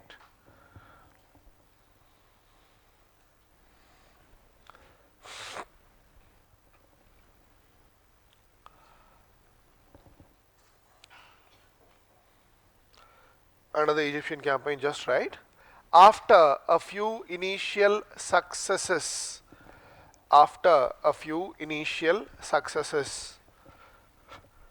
in this campaign, yes, after a few initial successes in this campaign, Napoleon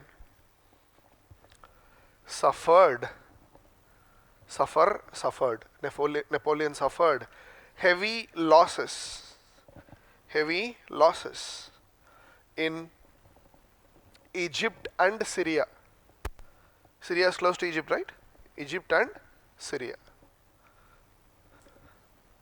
Full stop. So, by 1799,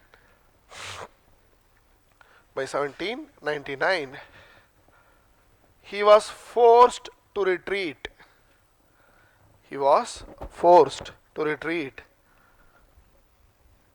And return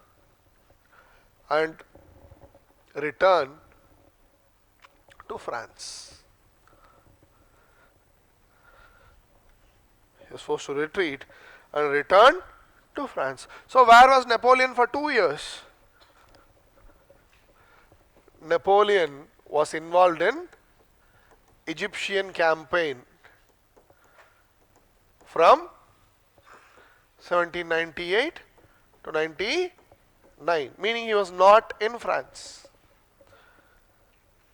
So when Napoleon was away from France, Directories rule. When Napoleon was away from France, Directories rule had become inefficient.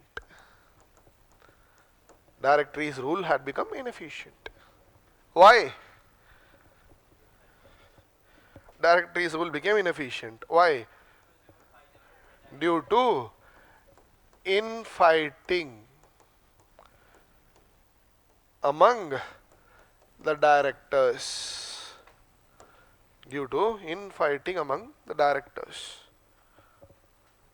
They started fighting among themselves. Each of them tried to overpower the other. Infighting among the directors, and 2, mainly due to aggressive foreign policy, their aggressive foreign policy united the enemies of France. United the enemies of France. In this case, countries like Austria, Britain, even Russia had joined hands.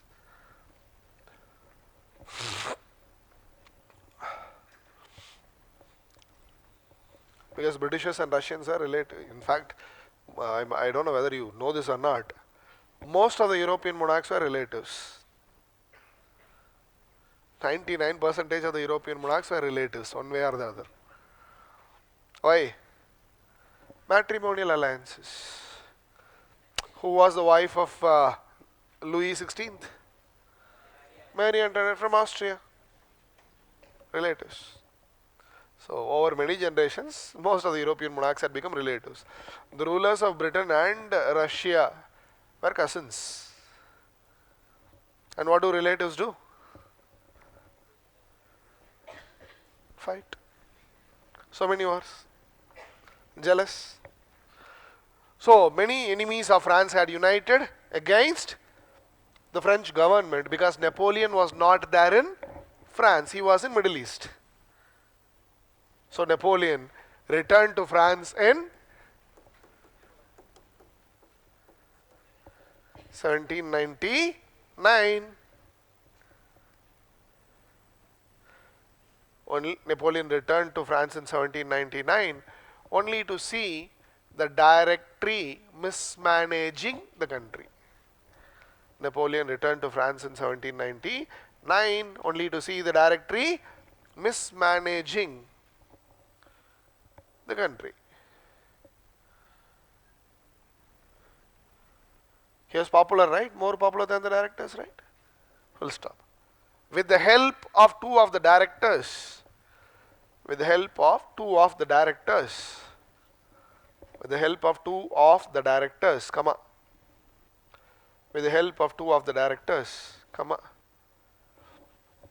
he toppled the Directory. Within brackets through a coup. He toppled the Directory through a coup. Toppled the Directory through a coup. Informal or illegal takeover of power. Yeah. Toppled the Directory through a coup and established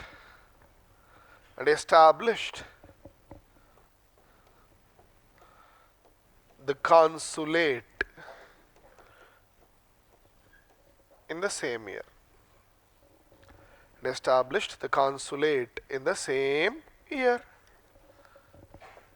So what was the old executive of France? Directory. Directory में 5 directors were there. Directory had been replaced by the consulate, which was the new executive of France. So how many executives were there in the consulate? There were 2 directors who helped Napoleon. Am I right? Of the old 5 directors, 2 helped Napoleon and Napoleon himself. So how many leaders were there? 3. So the consulate had 3 consuls. So the consulate had 3 consuls.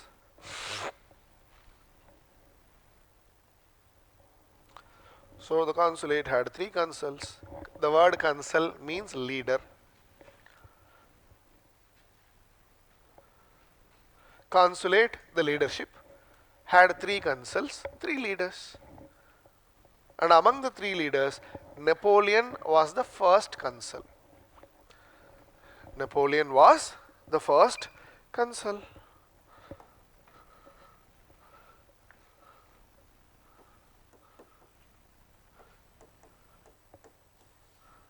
Stage 4.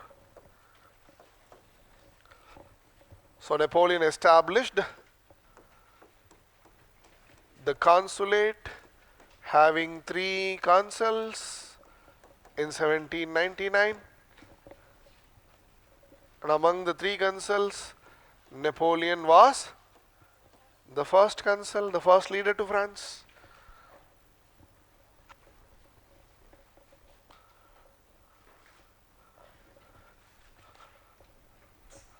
In this regard, constitutional changes were made.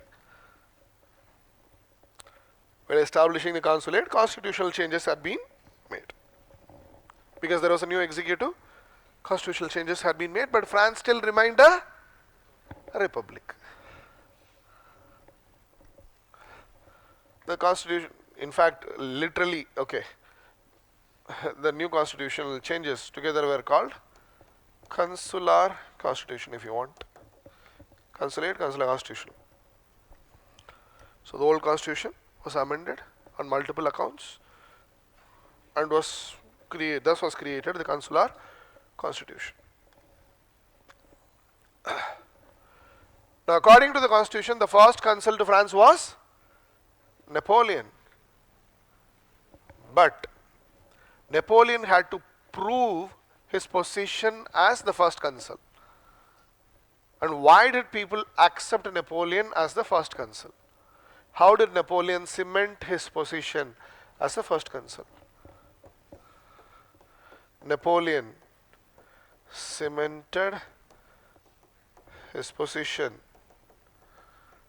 as first consul because of these reasons. Because of these reasons. What reasons? One, he introduced a series of reforms. He introduced a series of reforms which we will discuss later. He introduced a series of reforms which improved the conditions in France. Which improved the conditions in France.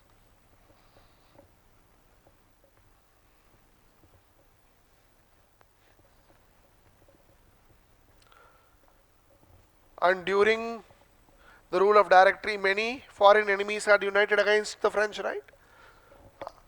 Simultaneously, he defeated Austrians in the Battle of Marengo. Which enemies had united? Austria, Britain, Russia. So he defeated Austrians in the Battle of Marengo. 3. He established peace with Britain through the Treaty of Amiens, 1802. He signed a peace treaty with Britain. British also agreed.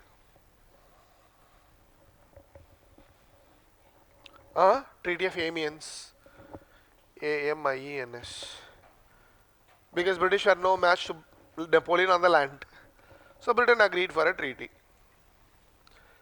So once Austria and Britain were taken out of the equation, Russians also retreated. So he neutralized all the foreign threat. That is how he cemented his position as the first consul. So by 1802, Napoleon had become the darling of the French. French started loving Napoleon. And with this increasing popularity, in 1804,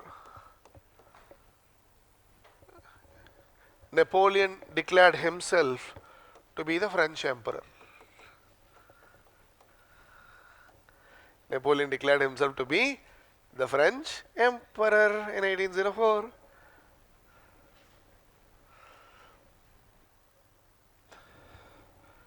Napoleon declared himself to be the French emperor in 1804. French emperor for lifetime. Till the time he was alive, he was going to be the French emperor.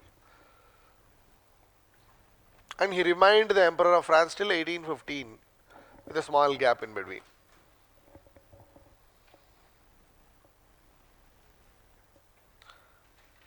So French Republic, if you have observed correctly, French Republic, which was established in 1792, confirmed in 1795, existed only till 1804. So it existed only for 12 years. And this is called as the First French Republic.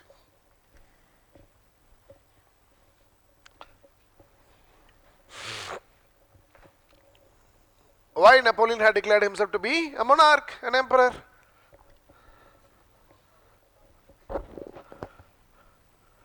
And what would an emperor need? Obviously a queen. Yeah. Which he did have by marrying an Austrian princess. What would an emperor need? An empire. Naturally. Take the introduction for the French Revolution, the first page of the French Revolution, read the introduction.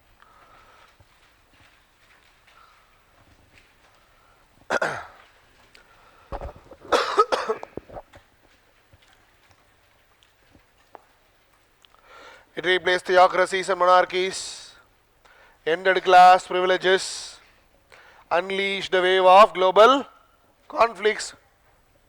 Girondins initiated war against Austria, Prussia, right? Global conflict started.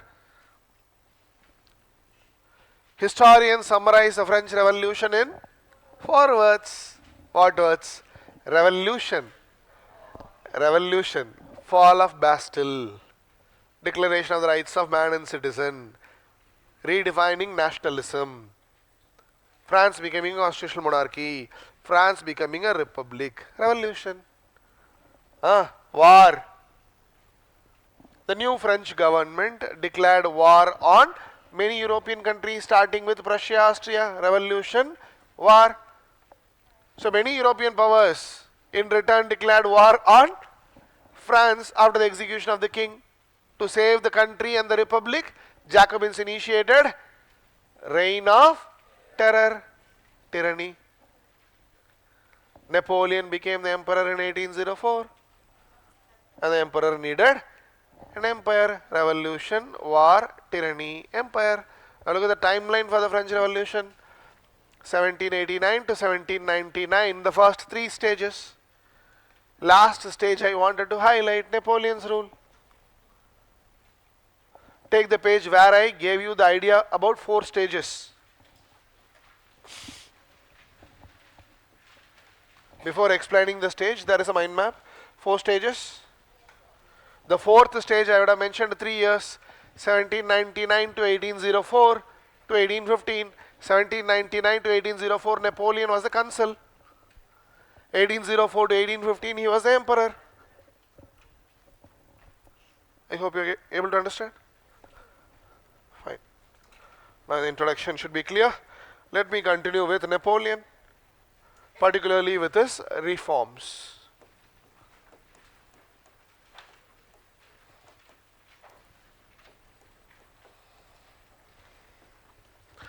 Reforms of Napoleon.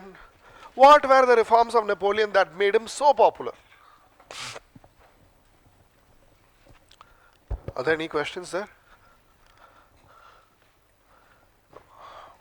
What are the reforms of Napoleon that made him very popular? Now imagine this. Let's say all of us were living in France. All of us were living in France during the French Revolution. And we were the common people, the third estate. What happened in 1789? Our representatives created a national assembly. The king deployed a military. So we broke into Bastille. We got the weapons. We fought against the military. We unleashed violence against the nobles. France became a constitutional monarchy. But we were angry that political power was not equally distributed. It was only given to man, active passive citizens. But eventually a parliament was established which was dominated by wealthy people. Again. But the king tried betraying the country. So the constitutional monarchy we created had been suspended. Within 1 year elections had been announced. We had to vote in the elections. A national convention was established. National convention started drafting the constitution. Simultaneously, France was declared to be a republic and king had been executed. So half of us rebelled against the government. Again, government unleashed violence on us. 40,000 people got killed. So we invited Britain to occupy French territory and provide protection. The government defeated the French. Simultaneously, war with Austria Prussia had been happening. Many enemies are united against France. Luckily, reign of terror ended with the execution of Robespierre. But the problem did not stop there. National Convention was established. Directory started ruling. Directory was inefficient, unnecessarily started many wars. We were angry because our money was being wasted on all these wars. So if this was happening today, we would have lost our faith in the government. Especially if all these developments happened within 10 years. We would have lost our respect for the government. We would have lost our faith in the government. The moment somebody uttered the name of the Prime Minister, you would have started scolding him. I hope you are getting it. Such were the conditions in France. The French people had no respect for their government. They had no confidence in their government because they had suffered a lot in the first 10 years of the French Revolution. It was up to Napoleon to change this. Why did Napoleon become famous? Because of his reforms. Through his reforms, Napoleon restored the political, social, and economic confidence of the people. Political, social, and economic confidence of the people. That is how he could become the first consul and later a strong emperor. So these reforms started when he was the consul and continued when he was the emperor.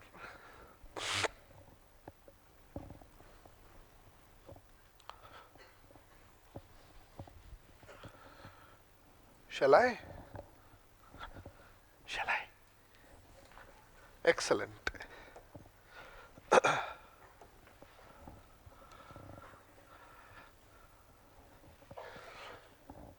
So to begin with, he introduced a set of political and administrative reforms. Political and administrative reforms.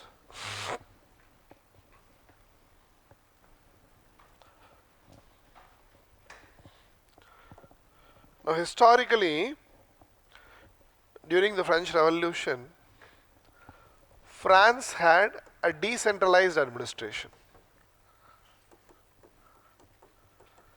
Except for the rule of the Jacobins, France had a decentralized administration.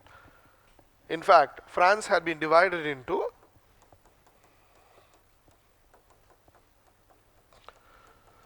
departments, districts, cantons, and in turn communes. These are the administrative divisions of France: department, districts, cantons, communes. And in each such administrative level, there were elected officials taking care of administration.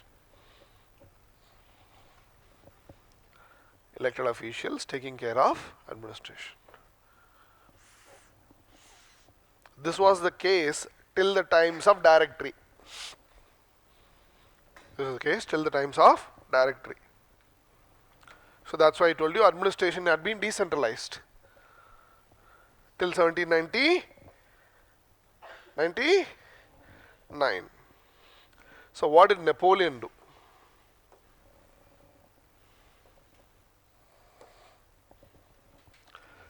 Now Napoleon centralized the French administration. Napoleon centralized the French administration through his consular constitution. He centralized the French administration through his consular constitution.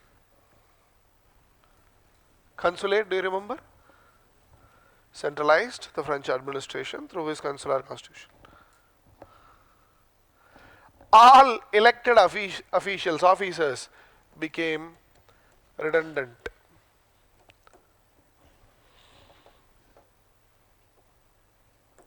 All elected officers became redundant.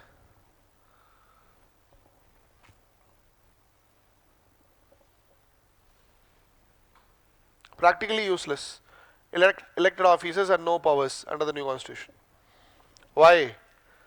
To take care of the administration, to take care of the French administration, Napoleon had created a new aristocracy, ruling class of merit. Napoleon created an aristocracy of merit, a ruling class based on merit. Earlier, the ruling class, nobility, was based on birth. Now, Napoleon created an aristocracy based on merit. This aristocracy was called as Legion of Honor. 1801. Sorry, 1802, my mistake. 1802. So it was the officers of the Legion of Honor who were given assignments of all important administrative tasks and even military tasks. Legion of Honor, a new ruling class based on merit, like the civil servants of India today are based on merit, not on birth. As a result, administration became efficient. Administration became efficient.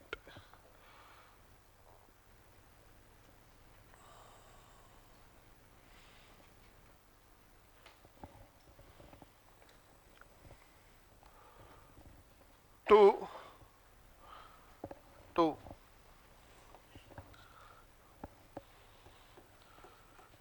He repealed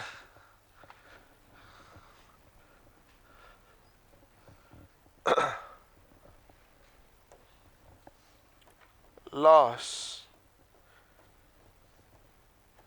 against emigre.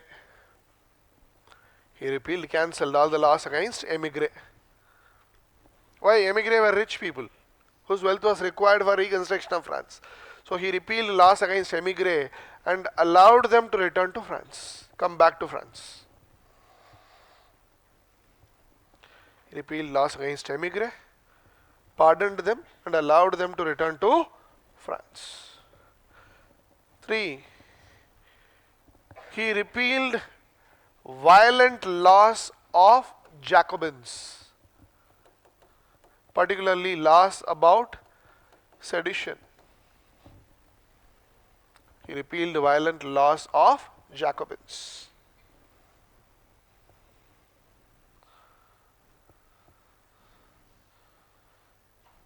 Meaning, he gradually restored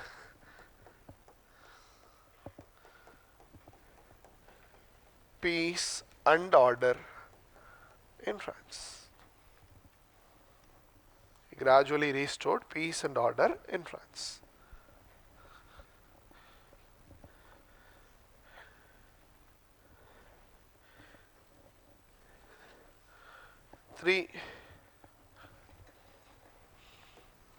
In 1804,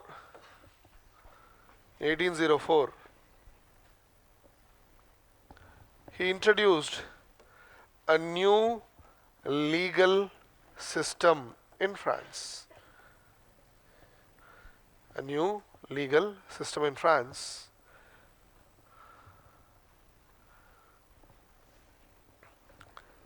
Based on codified laws, which he called as Code Napoleon or Napoleonic Code. He created a set of laws called Code Napoleon or Napoleonic Code. And based on this Napoleonic Code, a new legal system was introduced. Now this Code Napoleon was inspired from ancient Roman laws. So based on ancient Roman laws, he created Code Napoleon.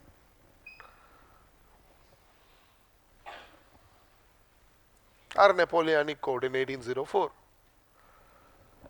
Now Code Napoleon was divided into 5 parts, namely Civil Code, Civil Procedure Code,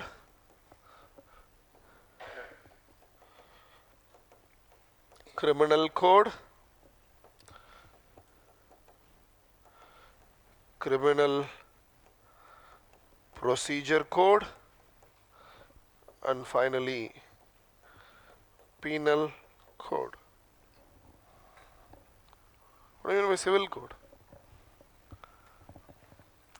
The set of laws which you are supposed to follow in a civilian society, Civil Code.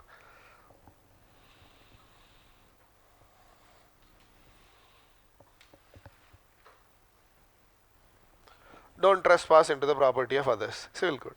What if you violate a civil law? You will be prosecuted, trialed according to Civil Procedure Code. What if you are guilty? You will be punished according to Penal Code. Otherwise, you will be acquitted, declared innocent. Criminal Code, Criminal Procedure Code, Penal Code. Now Napoleon himself says, I might not be remembered for my victories in the battlefield. The world might not remember me for my victories in the battlefield. But the world will definitely remember me for my code. So Napoleon considers his code to be his most important achievement. Considered his code to be his most important achievement. In fact, he considers the Civil Code to be the crown jewel of his achievements. He considers the Civil Code to be the crown jewel of his achievement.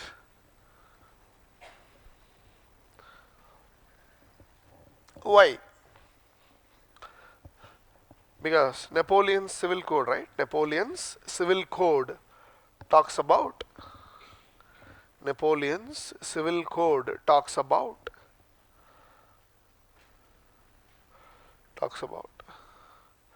political equality.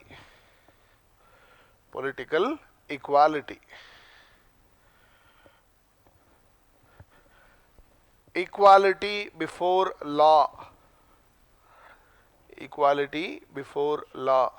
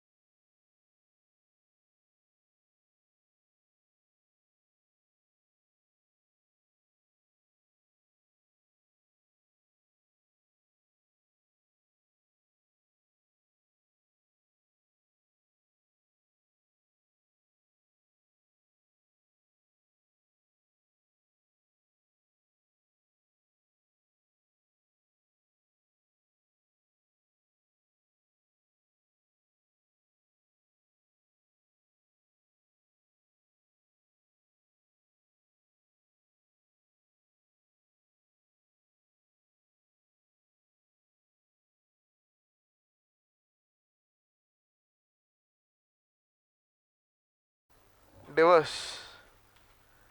It is against abortion. I hope you get it.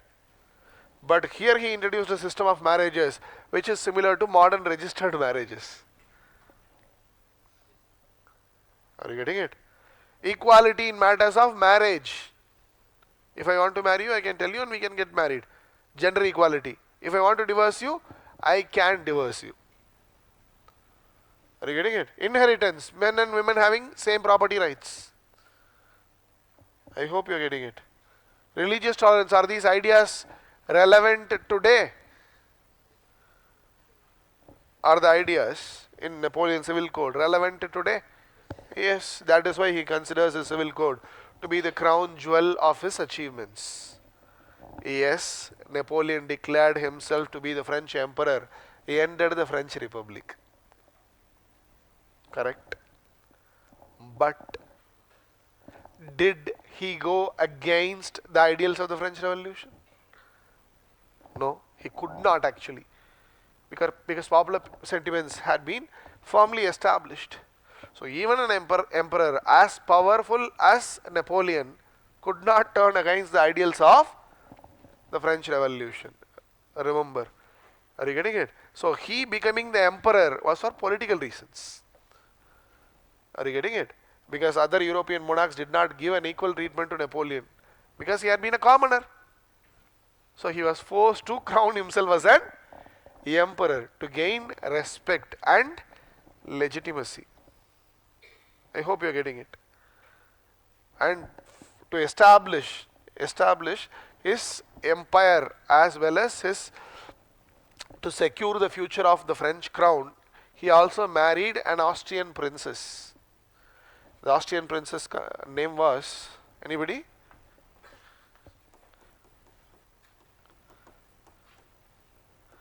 Mary Louise. Mary Louise. So Napoleon was already married actually. Napoleon was already married to a lady called Josephine. But she was no royalty. But when he became the emperor, to secure the future of the French crown, he was forced to marry Mary Louise, an Austrian princess. So Napoleon and Mary Louise had a son. Napoleon plus Mary Louise, the product was Napoleon II. Napoleon II, remember. Napoleon and Josephine, they did not have any children. She was also divorced later, which is in accordance with the civil law. Civil code. So write this, take this one sentence down after this Napoleonic code. Napoleon, under this code Napoleon, right? Napoleon codified the ideals of the French Revolution. Codified most of the ideals of the French Revolution. Codified most of the ideals of the French Revolution into Napoleon codified most of the ideals of the French Revolution into a system of law. Into a system of law. What was the system of law? Code Napoleon. System of law to ensure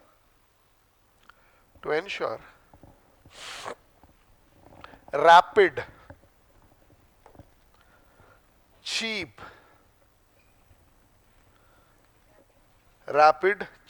and reliable justice. Ankit kindly asks her to repeat the last 3 minutes. I do not remember what happened in the last 3 minutes. If you look at my notes in the other batches, they'll sound similar. They'll not be the same. Content will be same. Idea will be same. Words will be different. I speak extempore. Otherwise I'll have PPTs, right? For uniformity. That makes me a parrot. I cannot take classes in batches if I'm a parrot for life. I hope you're getting it. And he wants me to repeat the last 3 minutes. Boss, that will be available in the recording later. You have to see the recording. Technical glitches can happen for a number of reasons. So what did I say? To ensure rapid, cheap and reliable justice. To ensure rapid, cheap and reliable justice. And hence, judiciary became efficient.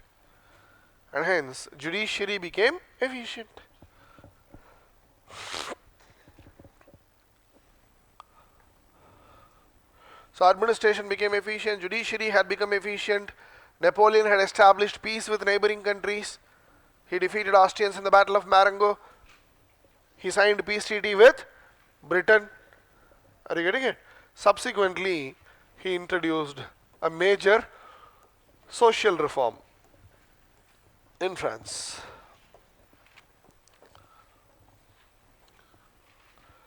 People in southern France had rebelled, Catholics,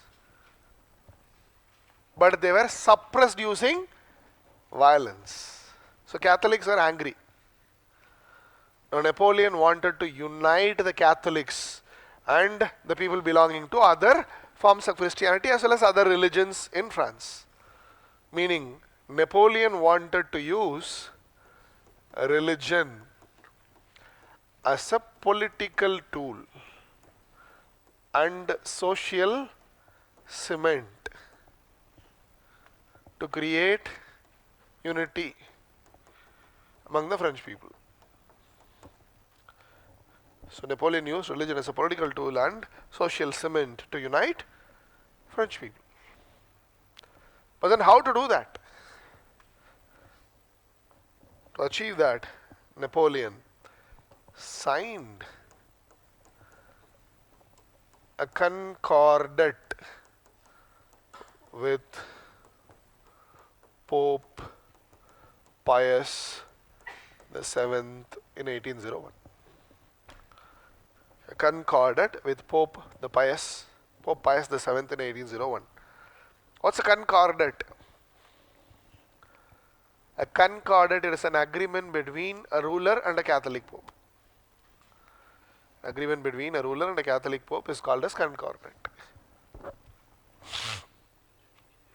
Huh?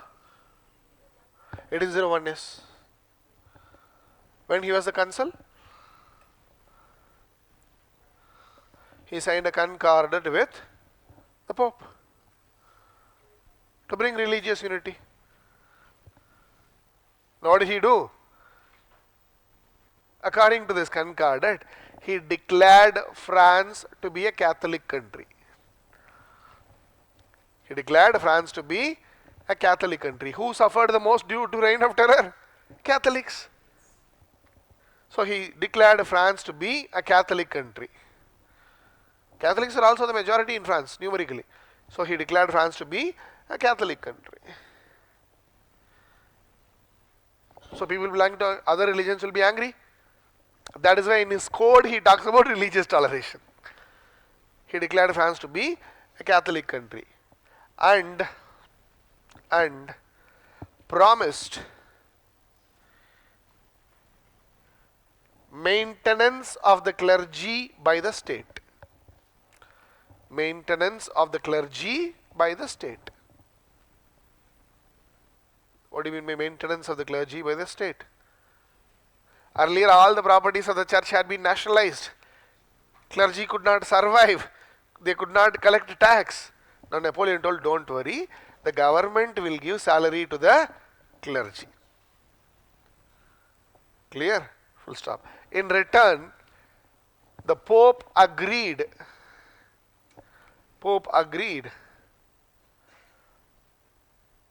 to nationalization of church property. The Pope agreed to nationalization of church property. What you did is right. The church does not need property if you give them salary. The church agreed to nationalization of church property. Earlier they opposed. Now the Pope agreed to nationalization of church property. Thus he brought religious unity to France. Through these reforms he brought religious unity to France. Naturally. Subsequently, he also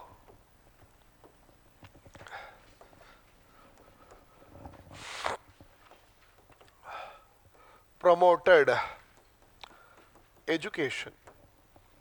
He also promoted education in France by establishing modern schools and engineering colleges.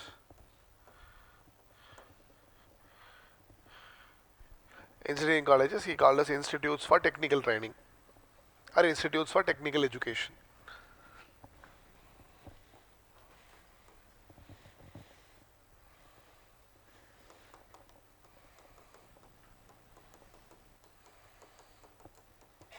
In this regard, he also established Imperial Paris University in 1808. Imperial Paris University in 1808.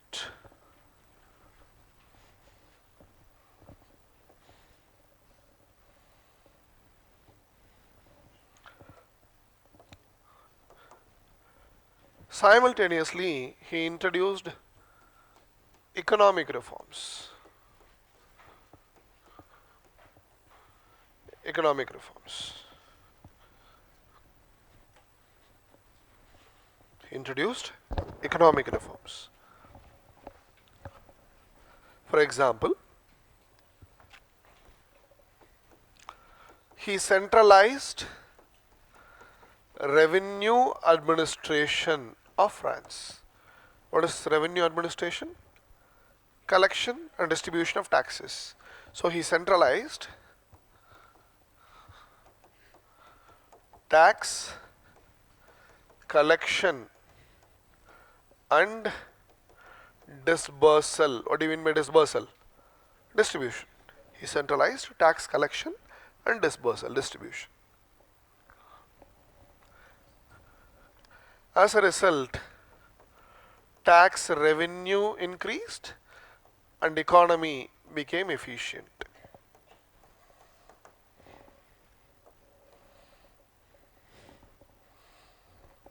Two,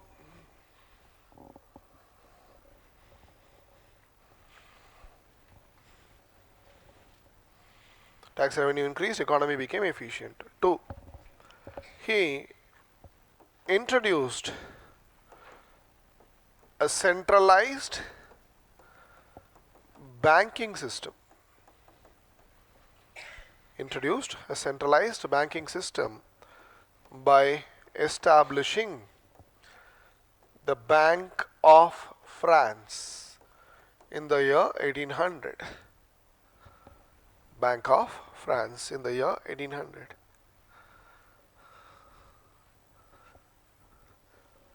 And this bank was given monopoly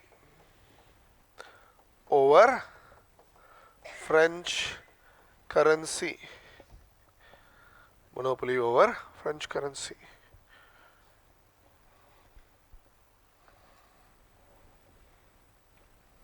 So this bank managed the economy of France, which provided economic stability.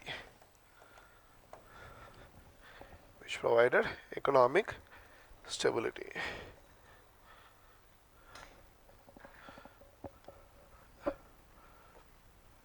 Because printing currency came under the control of the government.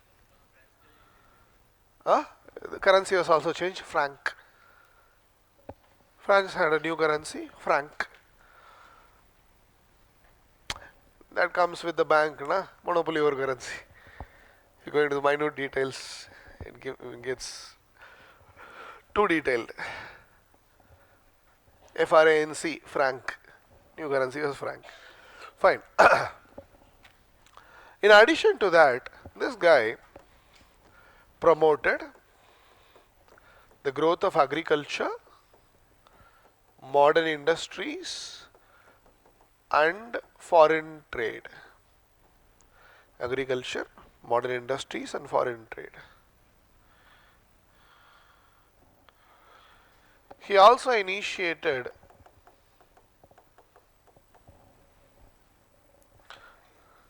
a multitude of public works like roads and irrigation projects, dams, canals.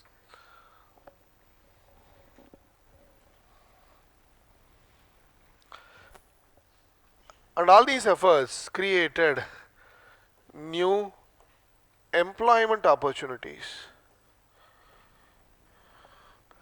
Created new employment opportunities.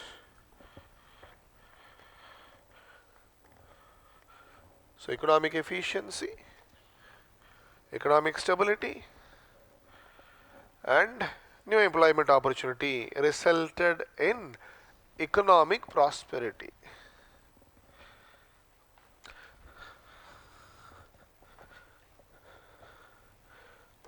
And through these reforms, he provided the base for the future industrial revolution in France. He laid the foundation for the future industrial revolution in France.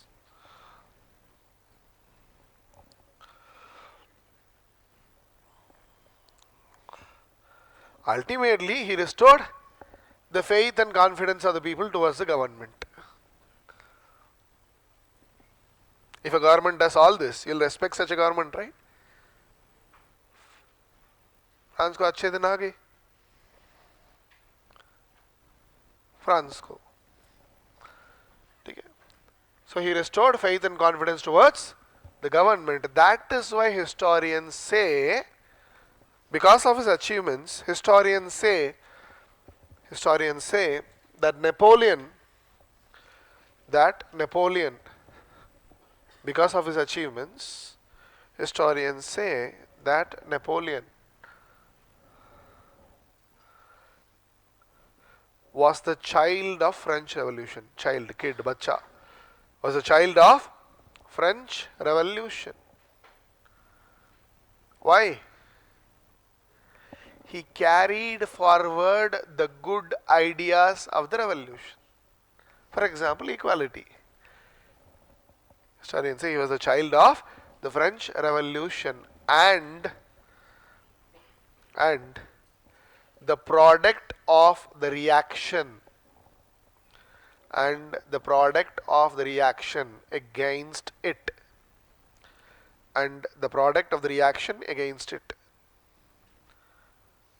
What does that mean?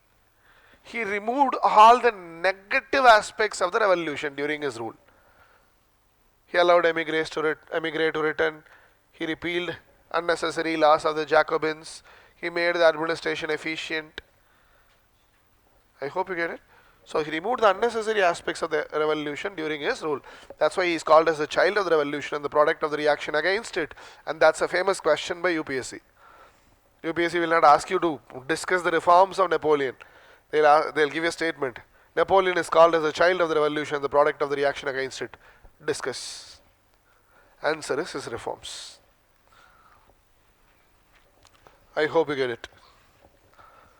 And simultaneously, parallel to these reforms, Napoleon also initiated a series of military campaigns. Without the military campaigns of Napoleon, you will not be able to understand the history of Europe. So, military campaigns of Napoleon.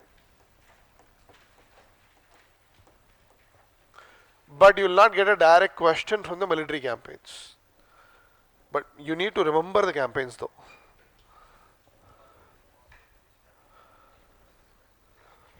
It is not exactly an economic reform. It's a part of his military campaign.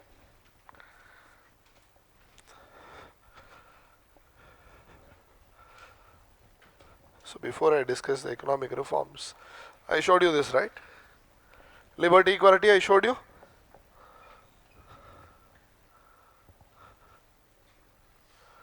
A new French constitution.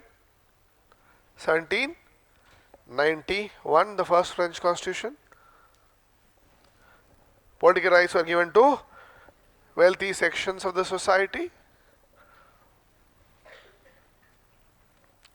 And that's National Convention. Once monarchy was suspended, National Convention declared France to be a republic. Louis was executed. Subsequently, Reign of Terror started. Yes. And during the Reign of Terror, Robespierre dominated France. Yes. Simultaneously, internal external threats happened. Britain had occupied Toulon. So who defeated the British in Toulon? Napoleon, an artillery commander. Subsequently, reign of terror ended. Yes. Constitution drafting was resumed, and Napoleon saved the National Convention from the Royalists and the supporters of Jacobeans. Hence, the National Convention was able to create a new constitution and establish the Directory, a group of 5 directors. Directory's rule was inefficient, because of which Napoleon was able to topple the Directory. He became the consul first, and then the emperor introduced a series of reforms and changed the course of history regarding France. Simultaneously, he was involved in military campaigns. Nothing new, just a few pictures. Yeah. So military campaigns of Napoleon. Who was the most dangerous enemy of Napoleon? Which country? Britain. So after becoming the emperor in 1804, Napoleon tried to defeat Britain. Napoleon tried to defeat Britain in the Battle of Trafalgar, 1805. Napoleon tried to defeat Britain in the Battle of Trafalgar, 1805.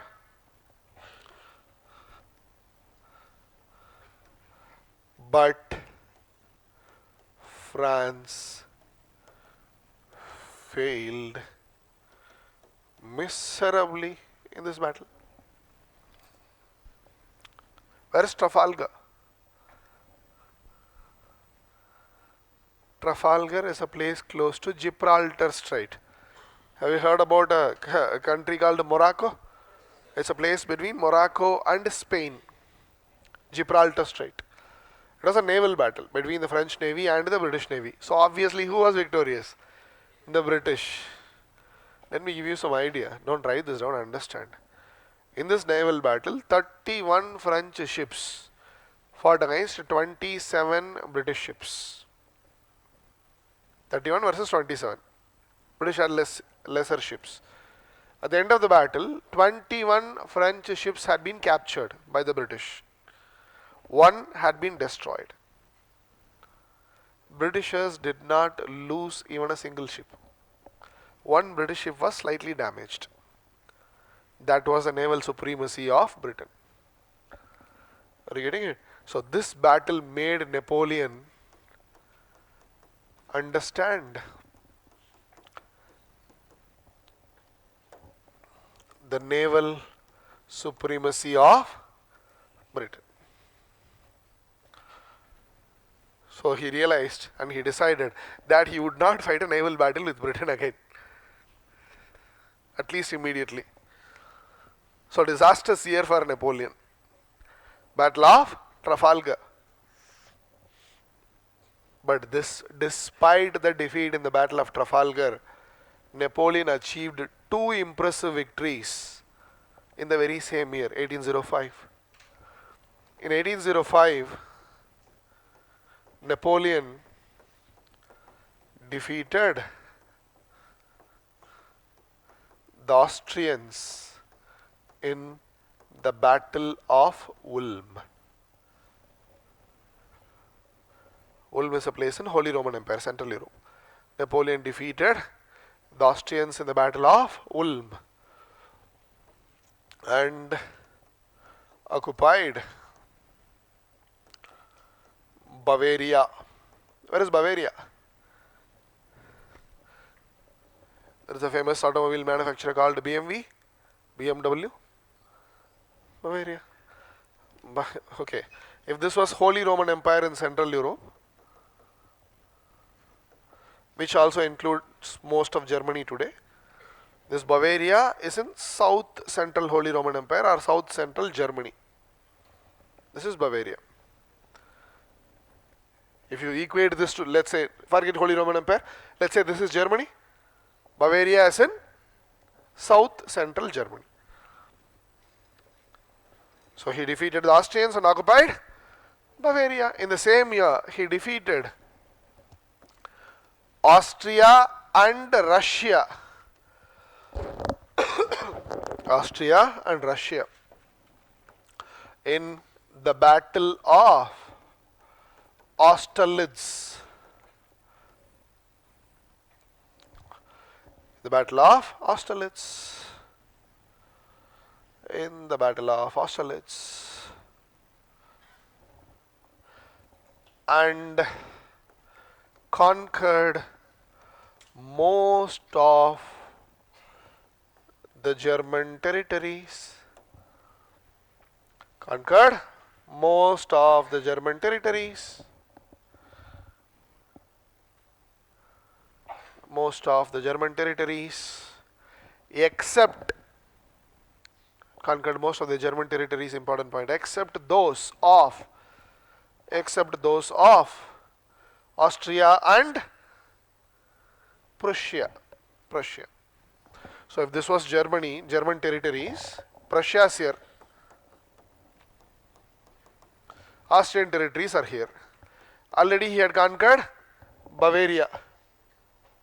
So he conquered most of the German territories except those of Austria and Prussia. It's not exactly the same. There is a small difference here, that's fine. Except those of Austria and Prussia, he conquered most of the German territories. Full stop. This ended the Holy Roman Empire. This ended the Holy Roman Empire, which was replaced by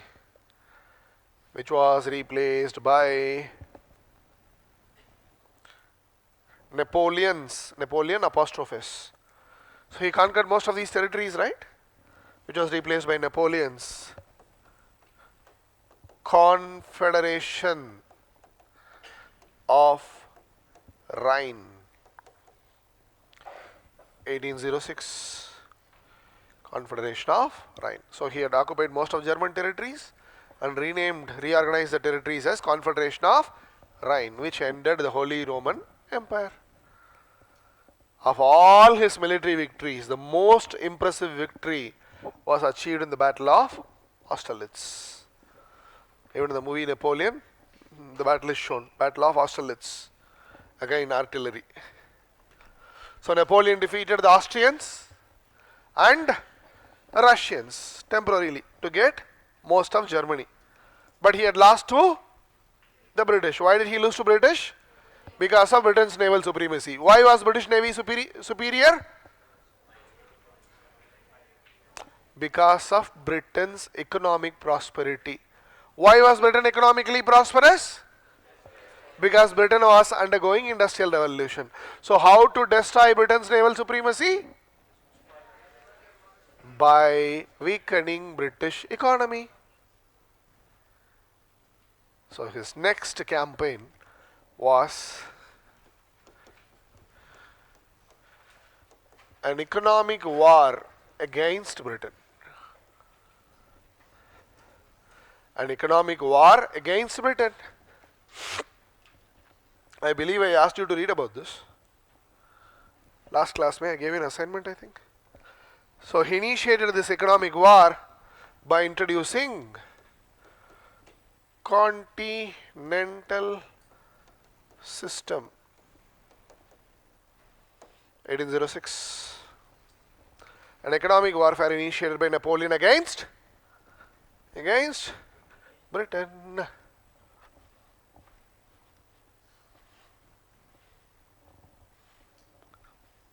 Do you have another class? Hey, liars, cheaters. If I take 10 more minutes, I'll complete this. Complete Napoleon and the French Revolution. 10 minutes. Why let this topic wait till tomorrow?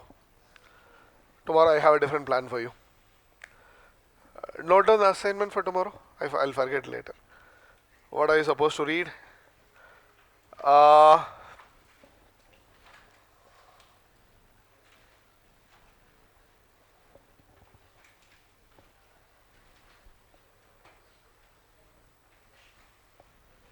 Modern India is not over, it's been not started, right? Policy of ring fence. Policy of ring RANG ring fence. India का perspective में policy of ring fence. Two treaty of Allahabad 1765. In fact, there are two treaties of Allahabad. 3.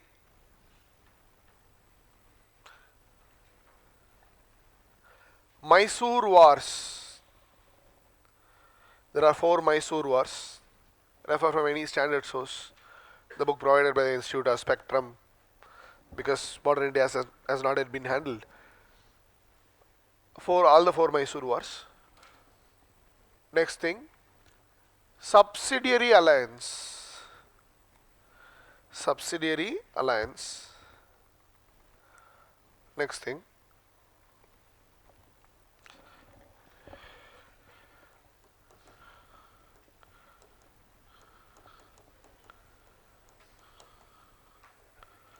Treaty of Amritsar. I am reminding you, you would have forgotten. Treaty of Amritsar. Treaty of Amritsar. I would have already asked you to read the Charter Act, which you would not have, I know. Yeah, Treaty of Amritsar. And finally,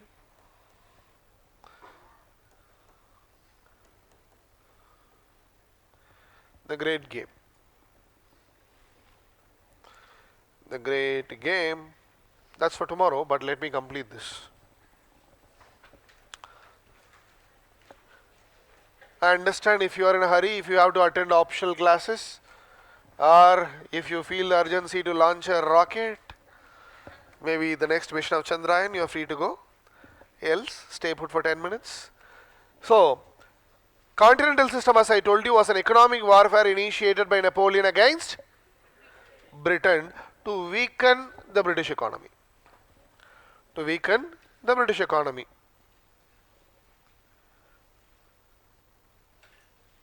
Which would also weaken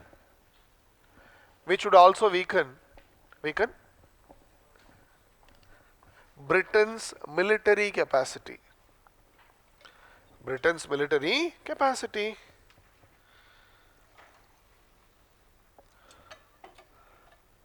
But what exactly was continental system? Napoleon compelled the European powers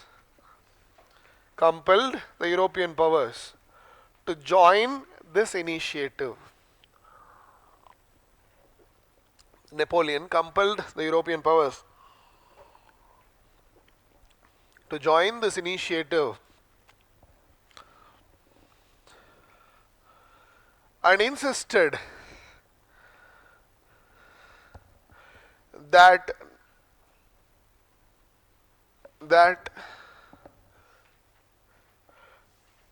the members of continental system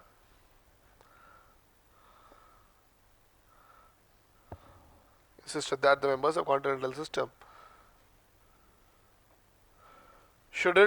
not trade with Britain. Should not trade with Britain.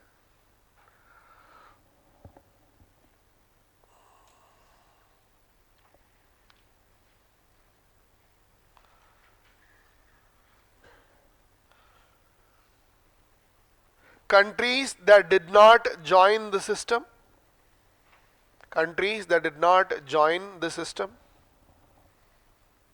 European countries that did not join the system, and the countries that violated the system,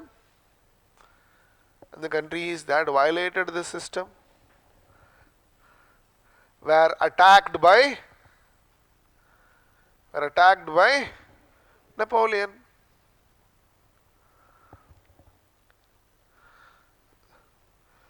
Thus, continental system resulted in frequent wars. Resulted in frequent wars. Resulted in frequent wars. And gradually weakened. And gradually weakened French economy. Gradually weakened French economy. Why? War should weaken any economy. Yes. Now, was the continental system successful? Partially in the beginning. Why? Many European powers were threatened by Napoleon and they stopped trading with Britain. So British capitalists, industrialists who were producing lots of goods due to industrial revolution were not able to sell those goods in Europe. Neither were they able to sell those goods in India. Why? Or in the East. Why? Because it was East India Company that was given monopoly over Eastern trade. It was the only company that had been given monopoly over Eastern trade from Britain. So the industrialists of Britain who had become influential due to industrial revolution went to the British government. Sir, our industries are going to collapse if you don't open the trade of the East to us. The company cannot enjoy this kind of monopoly when we are suffering. So it is because of the pressure created by the continental system, the British Parliament passed Charter Act of 1813. So British Parliament, continental system is related to Charter Act of 1813, and it abolished monopoly of company with respect to Indian trade. If you read the Charter Act, you will understand.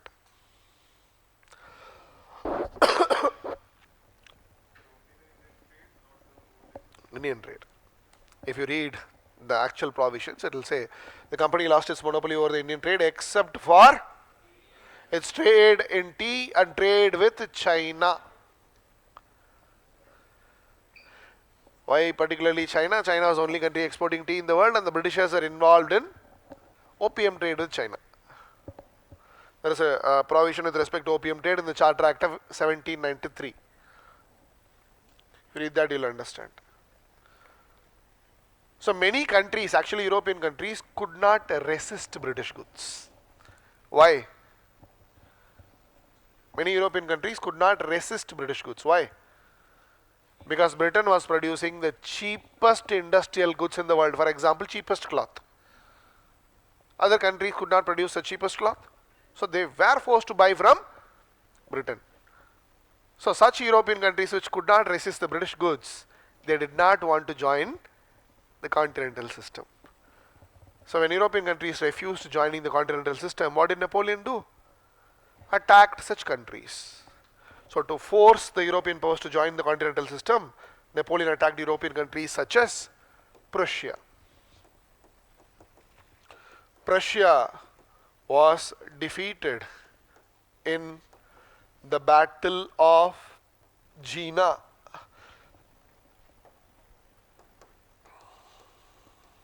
And Avast in 1806. Prussia was defeated in the Battle of Jena and Avast in 1806. Why Prussia refused to join continental system? Avast, A-U-E-R-S-T-E-D-T. Avast. Auerstedt is written as Auerstedt, pronounced as Avast. Jena and Avast. It's a place in Prussia. Russia was defeated in the Battle of Friedland, 1807. 1807. Russia ka ruler was Tsar Alexander the First. Remember this name, important. He was a ruler of Russia from 1801 to 1825. Russia was defeated in the Battle of Friedland in 1807.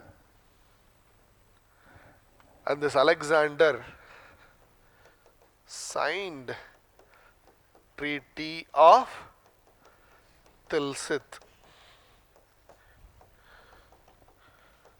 with Napoleon. Because of this defeat, Alexander signed the Treaty of Tilsit with Napoleon. Meaning Alexander joined the continental system. Meaning Napoleon and Alexander had become friends. So this Treaty of Tilsit is the reason behind Treaty of Amritsar. Is one of the reasons behind the Treaty of Amritsar.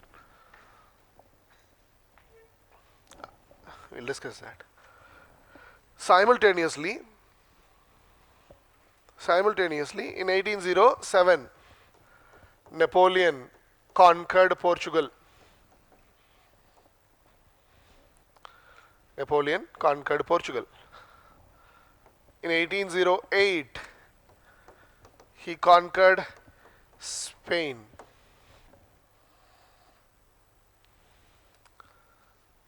In 1807, he conquered Portugal. 1808, he conquered Spain.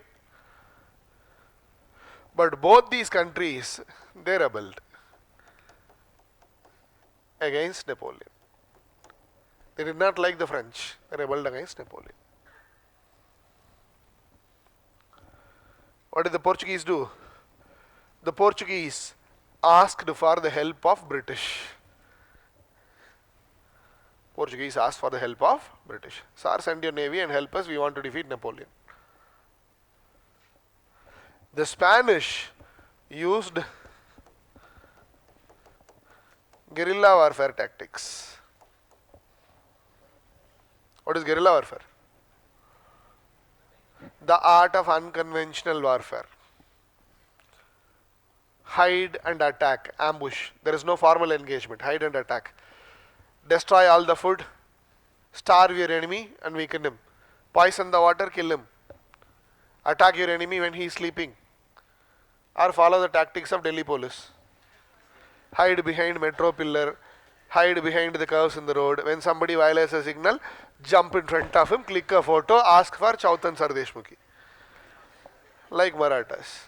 That is guerrilla. Don't write that in the exam. Yeah, that's an informal warfare. Are you getting it?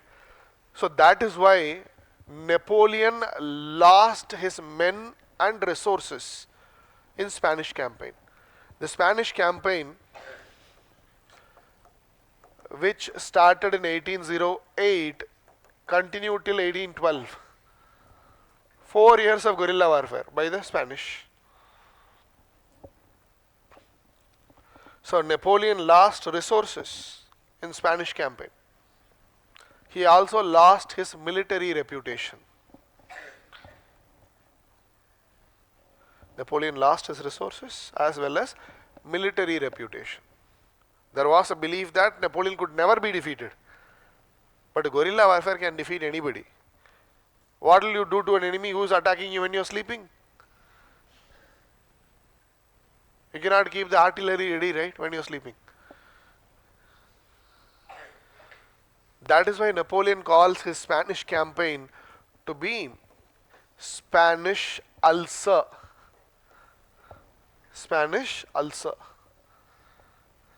The disease that killed his empire from within. Ulcer is a disease of the digestive system. So the Spanish ulcer killed the French empire from within. Simultaneously, in 1809, Napoleon conquered most of Italy. In 1809, Napoleon conquered most of Italy. So when did Napoleon become the emperor?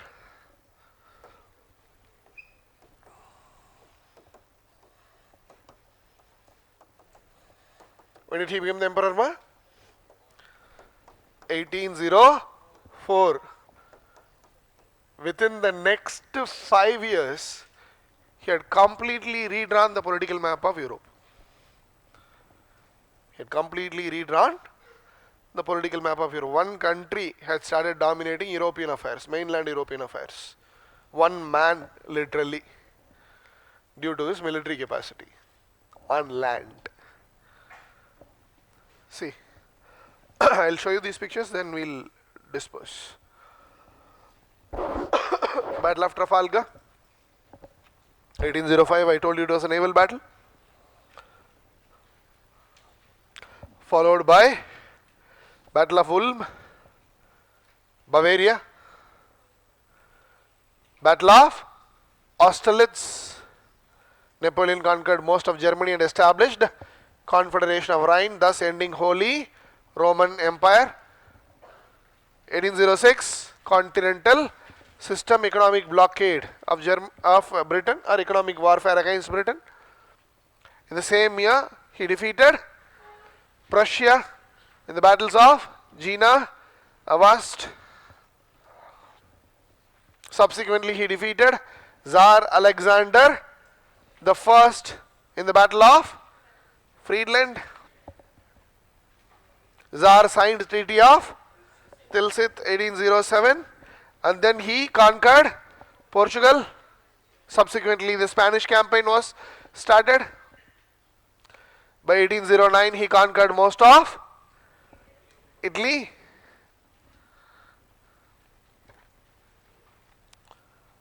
So he had become the most dominant person in all of the world, because Europe dominated the world, and so he was the most influential person in Europe because he had practically redrawn the map of Europe. This was the peak of Napoleon's empire.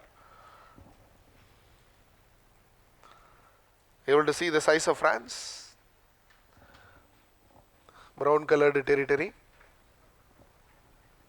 He conquered most of Italy. So many Italian territories were directly ruled by Napoleon. Are you able to see? Able to see? The green colored territories were states under Napoleon's control.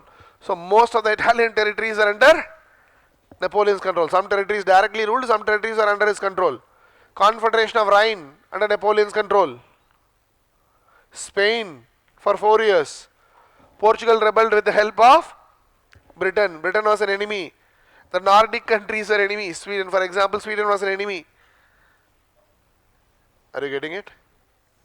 Prussia was a friend, pink color. States allied with Napoleon because they had joined continental system. Austria also joined with Napoleon in the continental system. But one country had started violating continental system. That country was Russia. They able to see Russia, brown color. States against Napoleon. Tsar was defeated, that's why he joined the continental system. But within a few years he realized that he could not resist British goods. So Tsar violated continental system, and Napoleon in response started his Russian campaign. Just write Russian campaign 1812, we will discuss that tomorrow. Russian campaign 1812.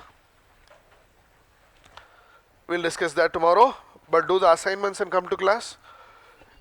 1812, 1812. See, if you do the assignments, by assignments I do not mean reading extensive resources and topics. Stick to standard resources like NCERTs, standard reference books like the books provided by the institute or Spectrum, or if no information is available, refer to some online encyclopedias. Standard sources do not mean Wikipedia and Quora. I hope you get it. Whenever I ask you to read something by giving assignments, limit your resources. Try to have a basic understanding. Don't do research. If research is required, I'll let you know. If you do the basic reading, we can connect modern world better, so that you will be able to write good answers, both in modern Indian history as well as world history. Clear? If you have a doubt, stay back, else you are free to go. Sorry for delaying you. No other choice.